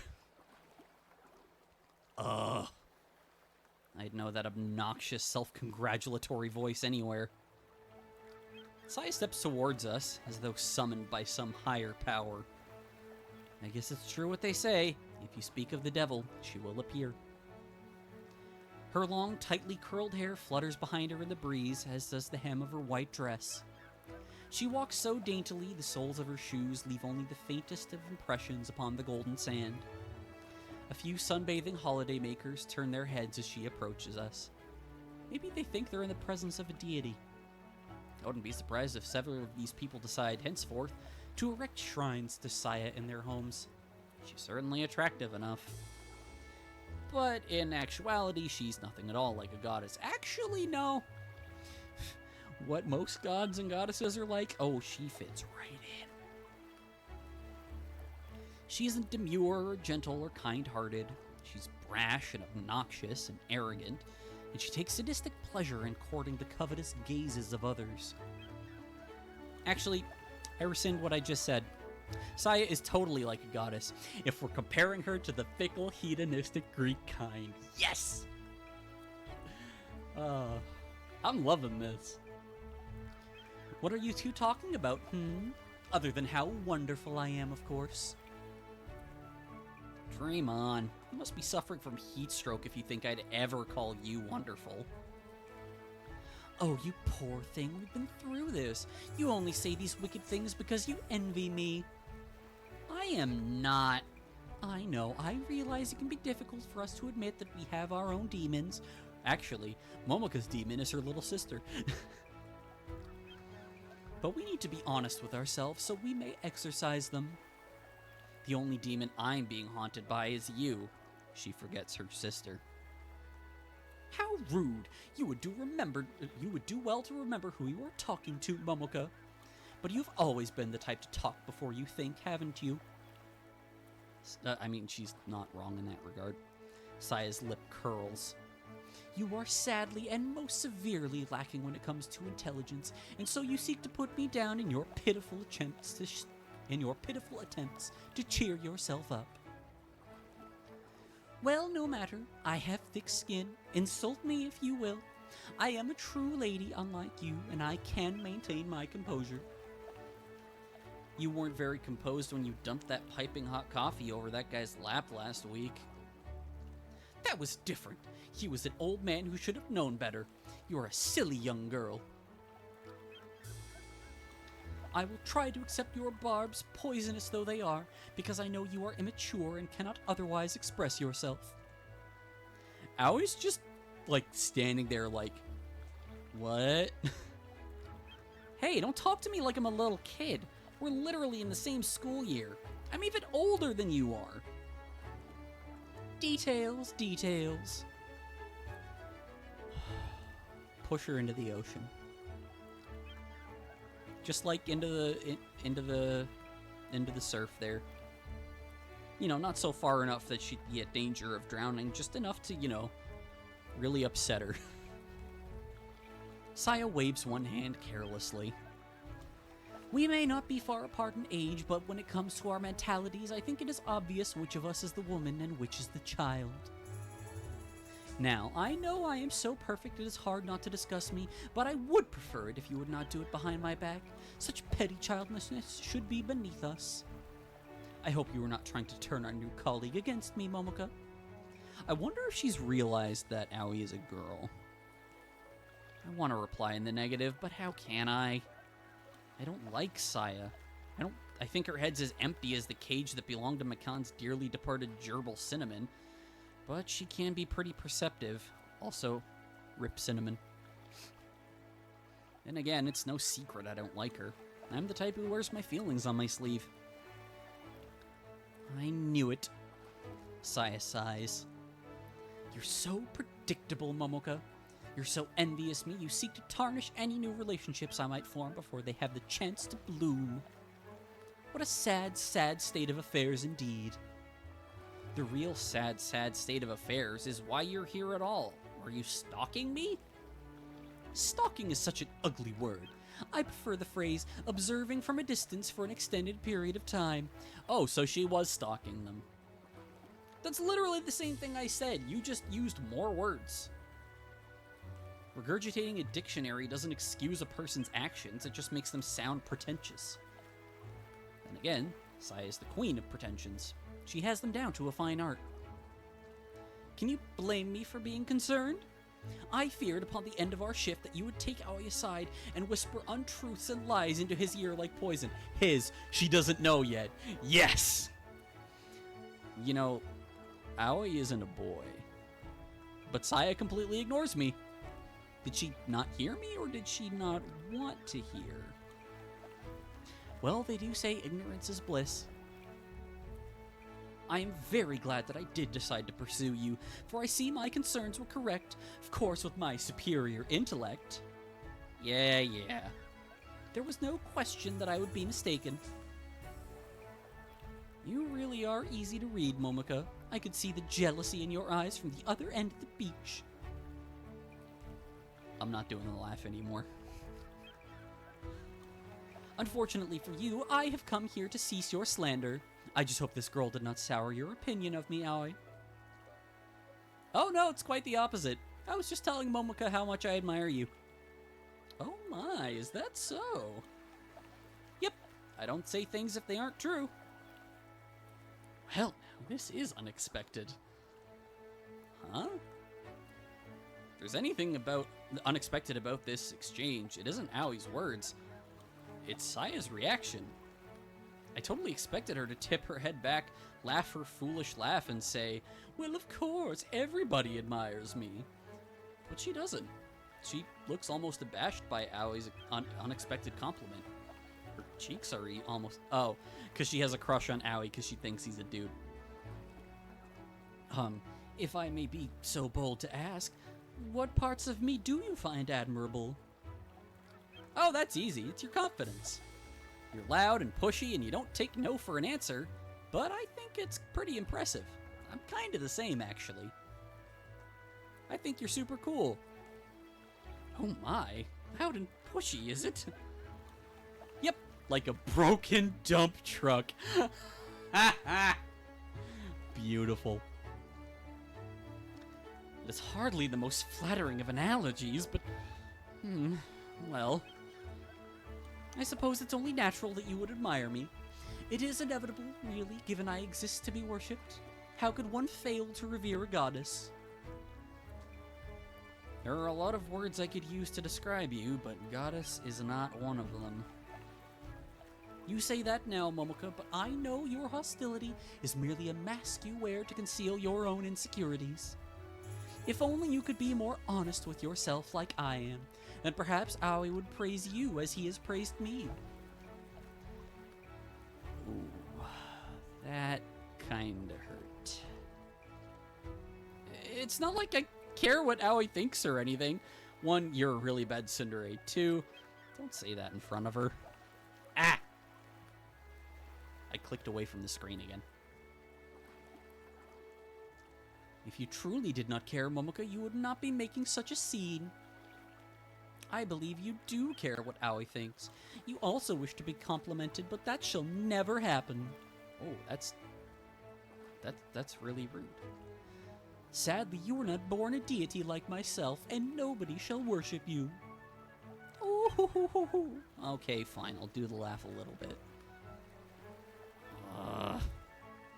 Saya's laughter is starting to grate on my ears. Come on, Aoi, we should go. I turn, ready to leave, but... Wait, there is one thing I'd like to ask Aoi before you depart. What's that? I was just wondering, if you do admire me as you say, then why did you not request that I be your mentor earlier this morning? Ah, they both asked this question. And Bitch Tits here interrupted before Aoi could respond. I understand that you and Momoka are friends, though I cannot fathom why, but you must realize that I am superior to her in each and every way. If you decided to stick with her out of a sense of pity, I could understand, but you shouldn't let your kindness dictate all your actions. I appreciate the concern, but I don't pity Momoka, you know? Classic Ojo move. Oh, she's such a huge bitch. She's such a huge bitch, Hiro. Oh my god. You do not? Nope. I wanted to stick with Momoka because I like her. It's that simple. What? Does that mean you do not like me? I don't know you well enough to like or dislike you. It's only been a day, though you've left an insanely strong impression. You're kind of like Stinky Tofu.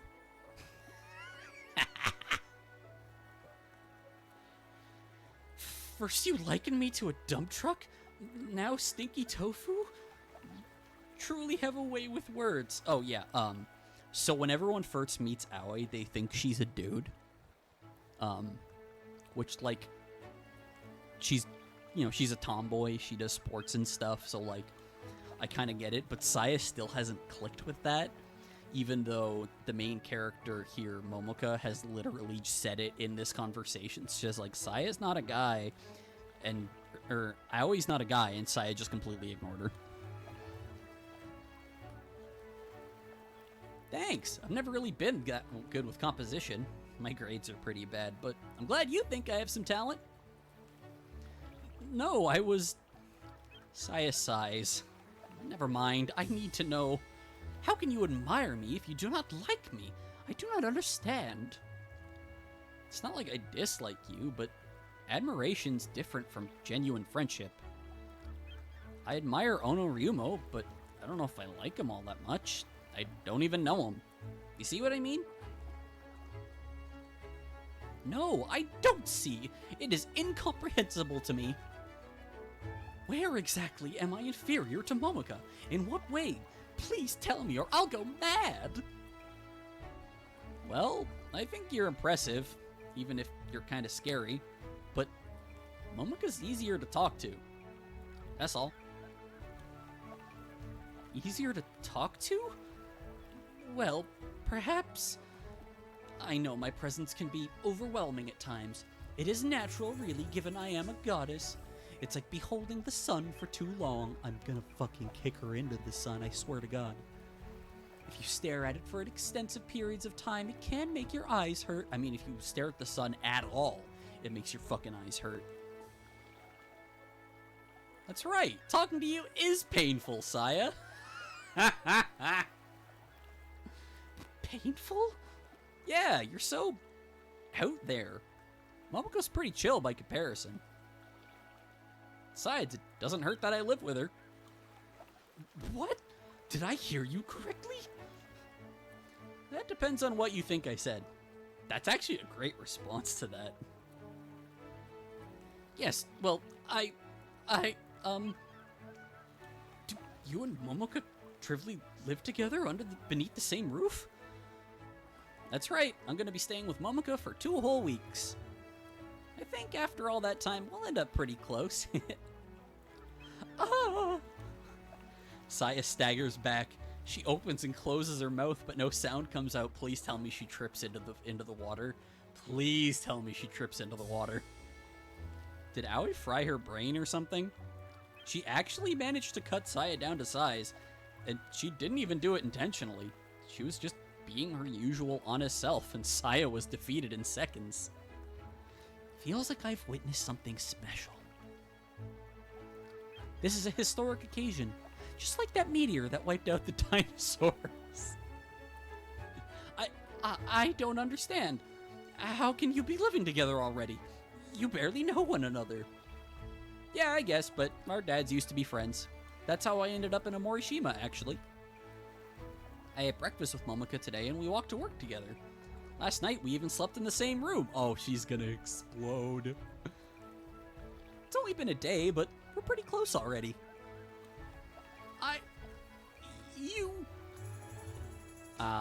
Saya's glaring at me. Yes, what about me? You'll pay for this, Akiyama Momoka. You mark my words. Absolute L. Oh, yeah. And she still thinks Aoi is a dude. Ah. Aoi might be living with you, but I will do all I can over this next week to show him who is truly deserving of his affections. And I'm sure he will tire of you. You are like stale bread, but I am brioche, and I shall never go out of style. Bet you are way too excessive to be brioche. Brioche is a subtle sweetness. There's nothing subtle about you. I am elegant and mature, and I will win his heart no matter what. With that haughty announcement, Saya turns her nose up in the air and stalks off. She stalks a little too vigorous, actually, and she twists her left ankle. Cursing under her breath, she rights herself and continues to trek down the beach. That's what you get for wearing heels on the beach. I watch her as she retreats, as do the other holiday makers. The sunbathing men, who were once so charmed by this vision of loveliness dressed in white, now shudder and step back as she passes. I'm sure her eyes are fiery, her fingers clenched, like a goddess ready to wage war. I groan. For all my disagreements with Saya, she's never challenged me like this before. I've never truly fought, mostly because she acts like I'm too lowly to waste any breath on. Unluckily for me, that's all changed with Aoi's arrival. I have something once. Why can I not fucking talk today? I have something Saya wants, and now, after being slighted twice, she isn't gonna stop in her pursuit until one of us, or both, perish. The next 2 weeks are going to be an absolute nightmare. Later that night... Hey, Momoka, bath's free. Aoi strides into my bedroom, her skin pink from the bath. She's already toweled her hair dry, but her pajamas are damp and they're clinging to her.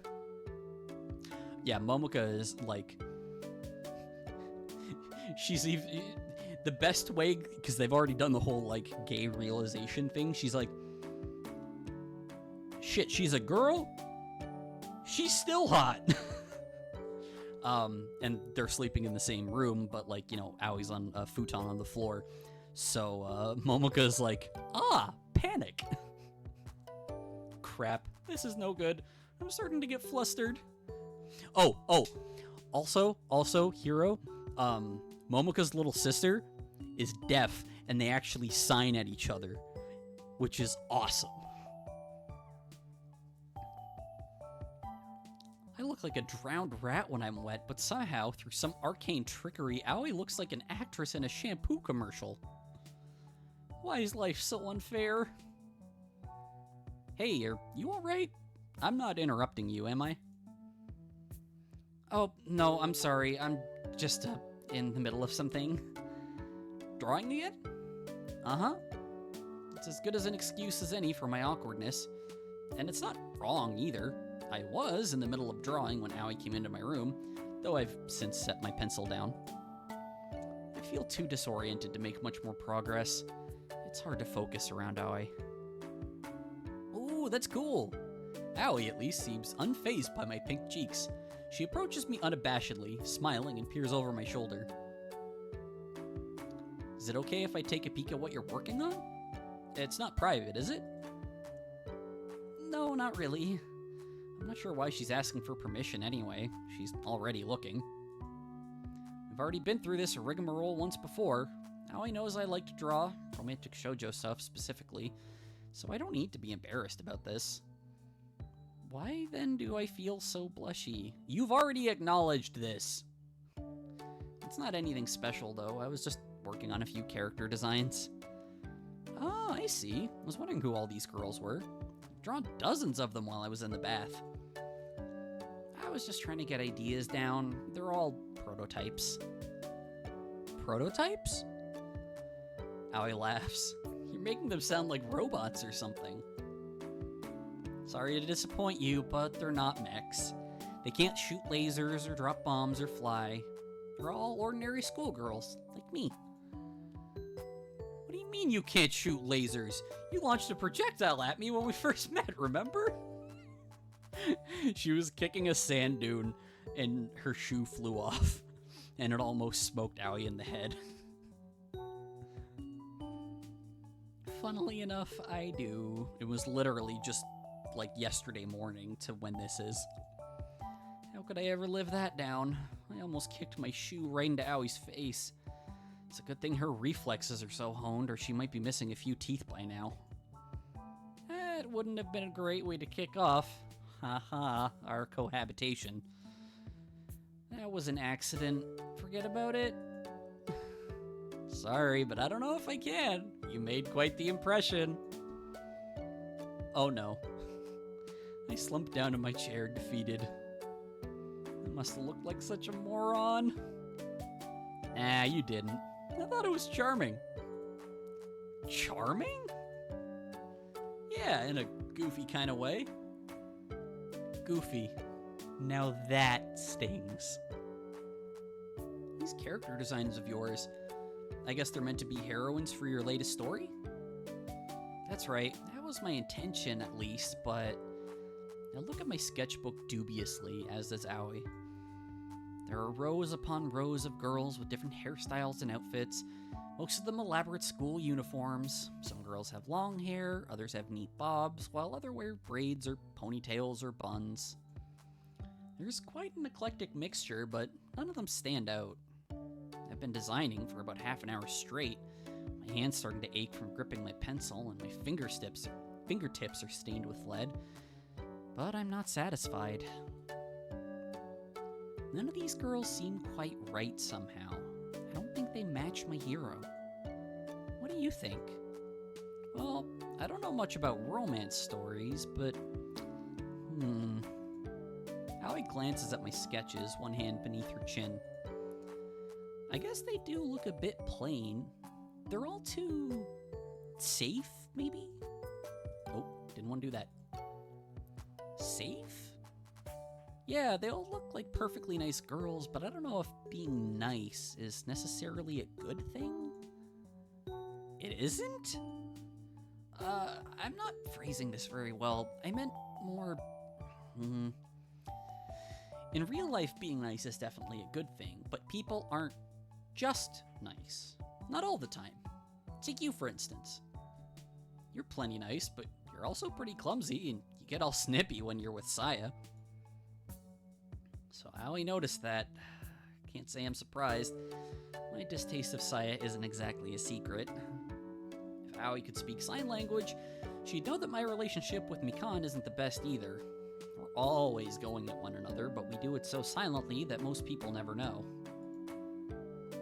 You're a really funny person, Momoka. You have a lot of interesting aspects, which makes you fun to hang out with. First I was goofy, now I'm funny. She's making me sound like a clown. If that's what Aoi really thinks of me, maybe I should change my name to Pagliacci. Man goes to doctor, says, "Doctor, I'm depressed. I've tried every medicine under the sun. What do I do?" Doctor says, "You should go see famous clown Pagliacci. He's in town right now." But doctor, I am Pagliacci. These girls he was drawn seem nice, but that's about it. They all have nice, neat smiles, but that doesn't tell me anything about them. And they're all wearing standard school uniforms. I don't know how much you can communicate with a drawing, but I think if you're telling a story, your main character needs to stand out a bit more. They've got to have some oomph. You could make her really feisty, or stern, or ditzy. She could even be the kind of girl who brains strangers with her shoes. That's better than being nice. Hey, I never actually hit you. I know, it was just an example. Jeez. I guess Aoi's never gonna let this go. That's just my luck. But this has given me some interesting food for thought. Beyond how nice Aoi looks in her pajamas. Do we need to get the spray bottle, Momoka? Maybe you're right. I was trying to play it too safe with my main character. People like self-inserting into romance stories, but if the heroine's too bland, nobody will be able to relate to her. Thanks, Aoi, that helps a lot. I'll try to think of some new ideas. But first I should probably take a bath. I don't want the water getting cold. My hands are starting to ache anyway. I don't know if I can keep holding onto a pencil. It's been a while since I pushed myself like this. Just writer things. Writer/artist things, yeah. I'm happy to help. I don't know if my advice is the best, but I try. Aoi flashes me a toothy grin and rumples the top of my head. I wonder if this is something her father does to congratulate her on a job well done. Artists can be writers? That too. Well, she's trying to be a manga artist, so I guess she is the writer and the artist. There's something oddly paternal about it, though Aoi is, of course, the same age as me. I don't dislike it, but... Hey, Aoi! Pouting, I push her hand away. You're gonna rumple my hair. Does it matter? You're gonna have a bath anyway. Of course it matters. Hair is every girl's pride and joy. It is?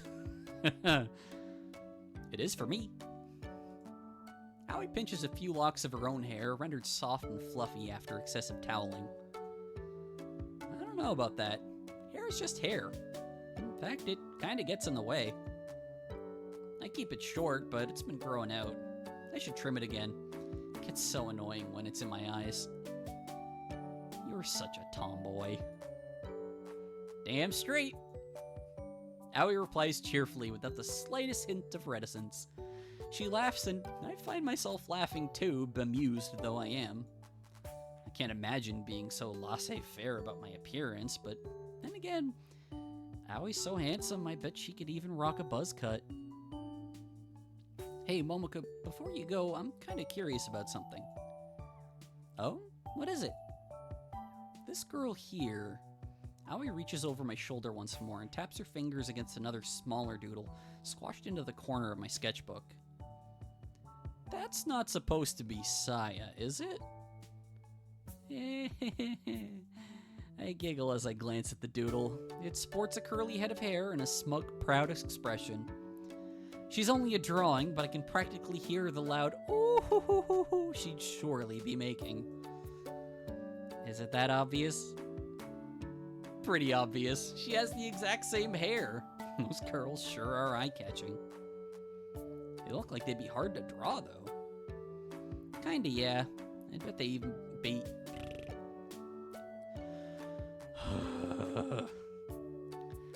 So many slip-ups tonight. Kinda, yeah. I bet they'd be even harder to maintain in real life, though. I'll bet. I don't even want to think about that. I don't know where to begin. With a curling iron and a lot of hairspray, maybe. I don't think I've ever used hairspray once in my life. That sounds like way too much effort. It's okay. Saya uses enough for hundreds of people. She's probably responsible for half of Morishima's CO2 emissions. And the other half will probably be taken up by her parents. They're always jetting off on fancy holidays day in and day out. Being rich sure is something. Anyway, this character was based on Saya, but it's not meant to be her. I was getting a bit tired drawing heroine designs, so I tried something new. She's meant to be the villain. Do romance stories have villains? Kind of. They're more rivals, I guess. They usually try to come between the main character and her love interest. They're usually loud, forceful kinds of characters. Gee. I wonder who that sounds like. Ah, I see. I'm learning a lot about romance manga. Aoi nods her head sagely. I guess that makes Saya the perfect villain. I've always thought so too. Her laugh is so energetic. I was gonna say obnoxious. Well, that works too. I look at Aoi and she looks back at me. Her eyes crease in the corners and then she begins to laugh. I laugh too, both happy and relieved that Aoi seems to agree with me. I think my heart would break if she seriously tried defending Saya. Oh no. Aoi doubles over, her arms wrapped around her middle. I shouldn't laugh so much. I'm sure poor Saya means well. She's not wicked, really. But she would make a perfect rival. Your main character might not have much presence, but the villain sure does. You think so? Totally. If you're really gonna draw this story, you have to include her. She can be our private joke. You might want to change up her design a little bit, though. I'll consider it. Wouldn't want Saya suing me. Could she do that? Her family's rich enough, I wouldn't put it past her. I have no desire to be hit with a defamation lawsuit over a silly romance story. Anyway... I stretch and get to my feet, my sketchbook left abandoned on my table. I should go and take that bath now. I don't want it getting too cold. Sure thing, I'll wait up for you. That was nice. I leave my room, shutting the door behind me, then step out into the hallway. I expect to make it to the bathroom without incident, but as I soon discover, I'm not the only person up and about at this hour. The door to Mikan's very cute, pink, girlish bedroom appears, and she steps out into the hallway a few seconds after me. Her pajamas are draped over the crook of her arm, and she's holding a box of Pocky in one hand. I think I have enough evidence to deduce her plans, but I decide to ask her all the same. I've long since learned my lesson about making assumptions, and the dangers thereof. Hey Mikan, didn't you have a bath yet? Mikan juggles her possessions precariously. She sets the box of Pocky on the floor, her nightclothes along with it, then signs, "No, I was just gonna go in." Well, tough luck. It's my turn now. You know the schedule. Mikan wrinkles her nose. Oh, please, don't be so pedantic. You're acting like an old woman. Mikan is a little gremlin. I'm not old, I'm only 17. You're still older than I am. I think Mikan is like 13 or something. Lots of people are older than you. You're basically a fetus. Me at anyone younger than me. Now step aside and let me use the bath. The water will get cold. What, so you're expecting me, your own adorable sister, to bathe in cold water instead? That's not fair. This isn't the feudal era. Shouldn't women and children go first? Yeah, women. That was on the Titanic. We're not at any risk of drowning, in case you hadn't noticed. And anyway, I'm a woman too. The saying you're looking for is respect your elders. So you're admitting that you are old. I'm not old, but I am older than you. Now step aside.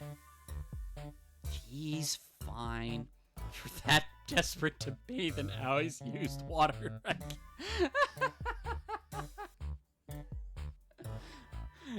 I need to look up when this came out, or when it was written.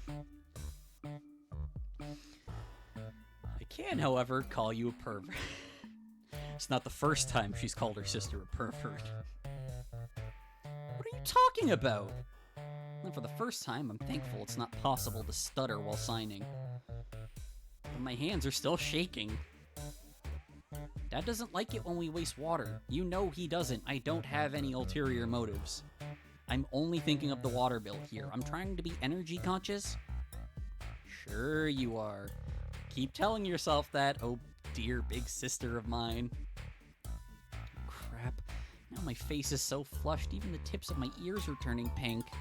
How can people tell that? I can never tell. I can't even tell when I'm blushing. But everyone, like, in everything I've ever read, when people are like my ears turn pink, or like, I can feel myself blushing. How? I don't understand. I used to think Saya was my biggest rival, but Mikan might be even more vindictive than she is. 13-year-olds can be terrifying.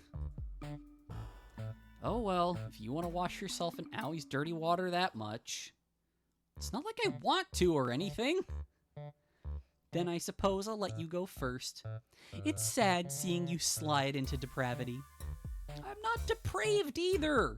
I'm getting so flustered I can't voice my objections verbally anymore. I don't want Aoi to hear my angry refutations and get curious. It'd be horribly embarrassing to explain.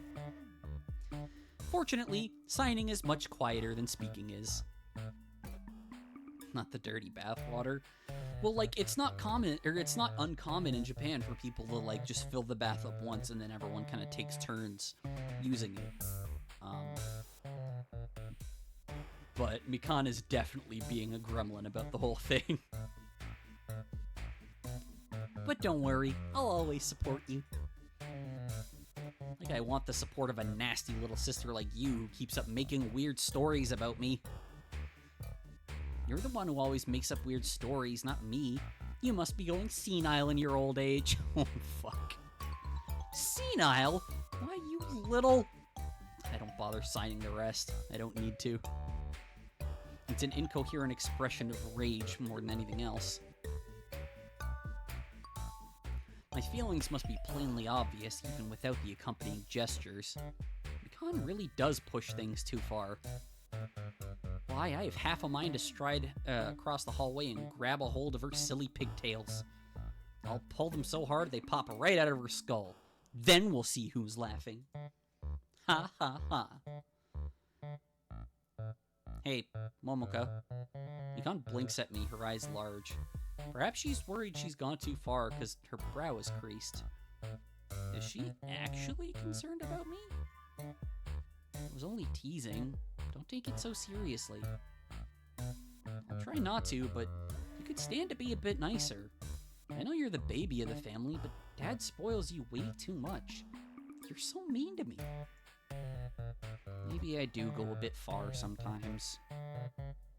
Alright, I'll tell you what. You can have some of my pocket. Really? I eye Mikan skeptically. She gets very possessive about her snacks.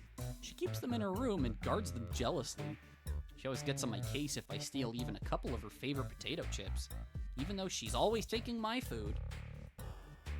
She's such a hypocrite. Mikan particularly likes eating junk food in the bath. She submerges herself in hot water all the way up to her shoulders and chows down on candy, cookies, corn snacks, you name it. You're gonna get all the crumbs and shit in the bath. Why would you do that? She always gets little crumbs in the bath water, which is why I try to bathe before her.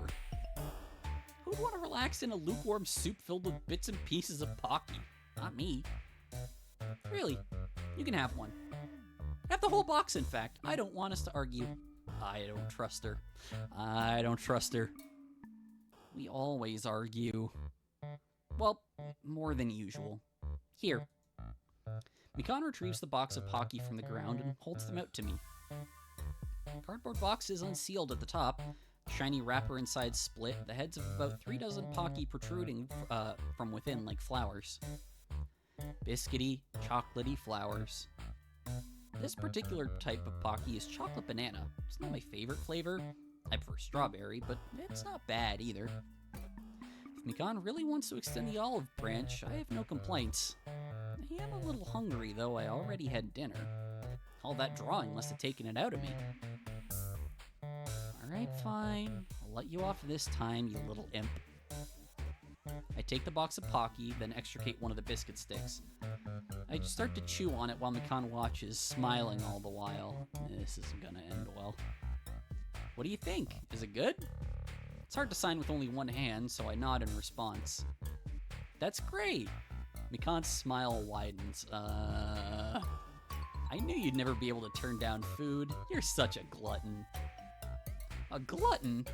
That doesn't sound very nice. Certainly not language you'd use to rebuild a fractured relationship. I glare at my sister, but her smile doesn't waver. Now that I'm getting a closer look at it, I don't think I like that smile. She looks like a scientist performing some sort of experiment. Am I a lab rat here? Anyway, I'll leave you to eat my Pocky. I think I'm gonna have my bath now while you chow down. Oh, it was a distraction. I'll see you later, my lovely sister. Hey, Mikan, wait, that wasn't part of the deal. She's deaf, dumbass.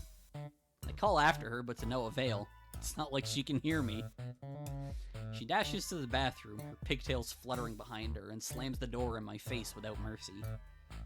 The lock clicks, sealing Mikan's victory and my own inglorious defeat. I can't believe I let her outsmart me. Curse you, Mikan! I should have known there's no way she'd be nice to me. Not for no reason. I scowl. At least I have a whole packet of Pocky to keep me company. It's a little consolation, though, when I can hear Mikan lowering herself into the bathtub. She always takes so long in the bath. It'll be midnight before I'm able to clean myself. By that point, the water will be stone cold. This is just my luck. What did I do to get stuck with such a conniving she-devil as a little sister? When I'm finally able to get into the bathroom, the water is just as cold as I predicted. I seriously think I'd be better off washing myself in the Arctic Circle. No, you wouldn't. Don't do that. I clean myself as quickly as I can and change into my pajamas, and I pad back into my room, grumbling under my breath all the while. Aoi was already asleep when I slipped under my covers. I can hear her snoring even now, the sound low and regular in the darkness. I'm not sure how long I've been lying here trying to get comfy. Maybe it's been 10 minutes, or maybe it's been much more. Could easily have been an hour. I'm exhausted, but I can't sleep. I can't stop thinking about Aoi. I know Mikan was only teasing me about the bathwater thing, but it's making me think, do I really like Aoi? If I ever got the opportunity in a parallel universe without any shame or stigma, would I want her to be my girlfriend? But how would I even go about asking her? All the information about true love I've gleaned comes from stories centered around plain girls and attractive boys. I haven't read any stories about two women being romantically involved. I never even thought about it until very recently. Oh girl, there's tons of great Yuri manga out there. Is there anybody I can ask for advice? It seems unlikely. I don't think any of my friends are interested in girls, and if they are, they haven't told me. There is Yuki, though. She and Hamari have always been close. It's never been officially stated, but everyone knows how much they care for one another. Whenever they go up on the roof to eat lunch together, everybody leaves them alone. It's some kind of unwritten rule. If anybody thinks Yuki and Himari's relationship is strange, they've never said anything. Though I'm less convinced it's because my classmates are super accepting, and more convinced it's because everyone's afraid of Yuki. She might be tiny and doll-like, but if you make her angry, she can be pretty scary. To be honest, she even scares me. Would Yuki give me any advice? Or would she laugh at me? I don't know, and I don't even know if I really like Aoi anyway. Maybe I just admire her? It's hard to tell.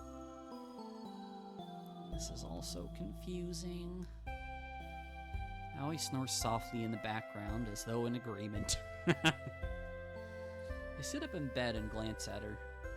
The fine, thin beam of moonlight sneaking in through the window illuminates the side of Aoi's face, making the curve of her tan cheek glow. She's snoozing easily, her chest rising and falling without nary a care in the world. How can she look so relaxed? Doesn't she know what she's doing to me? I don't even know what she's doing to me. I think I need to get a second opinion.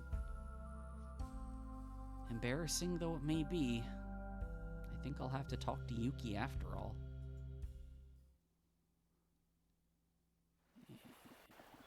But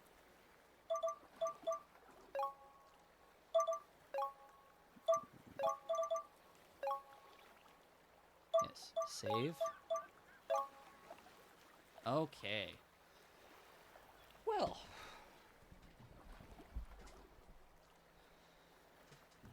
That was fun. This is a very, very fun, I literally just saved. Yeah, this is a very fun visual novel. I'm really glad we picked this one up. Like, it's such a sweet story. Yeah, and it's a really nice change after, attempting Seraphim Slum, which was stressful and traumatic to like watching someone else's trauma, which I didn't want. This though is super sweet. I was pretty confident going into it because like I said, I've read Ebihime's stuff, some of her stuff before. I think I said it was 4 of her other VNs. So I was pretty confident about this. This is sweet. And the dunking on Saya was just too much fun. But yeah, we're going to continue this next week. So Friday is going to be Gundam Breaker 4 again. I've been playing a lot of Satisfactory, so Friday has kind of been like the only time I'm doing GB4. Because Satisfactory takes all the goddamn time in the world. And then Monday, even though we do not normally stream, it is going to be my birthday stream, which I'm very excited for. We're going to build the RG Epion, maybe do a little bit of karaoke, maybe,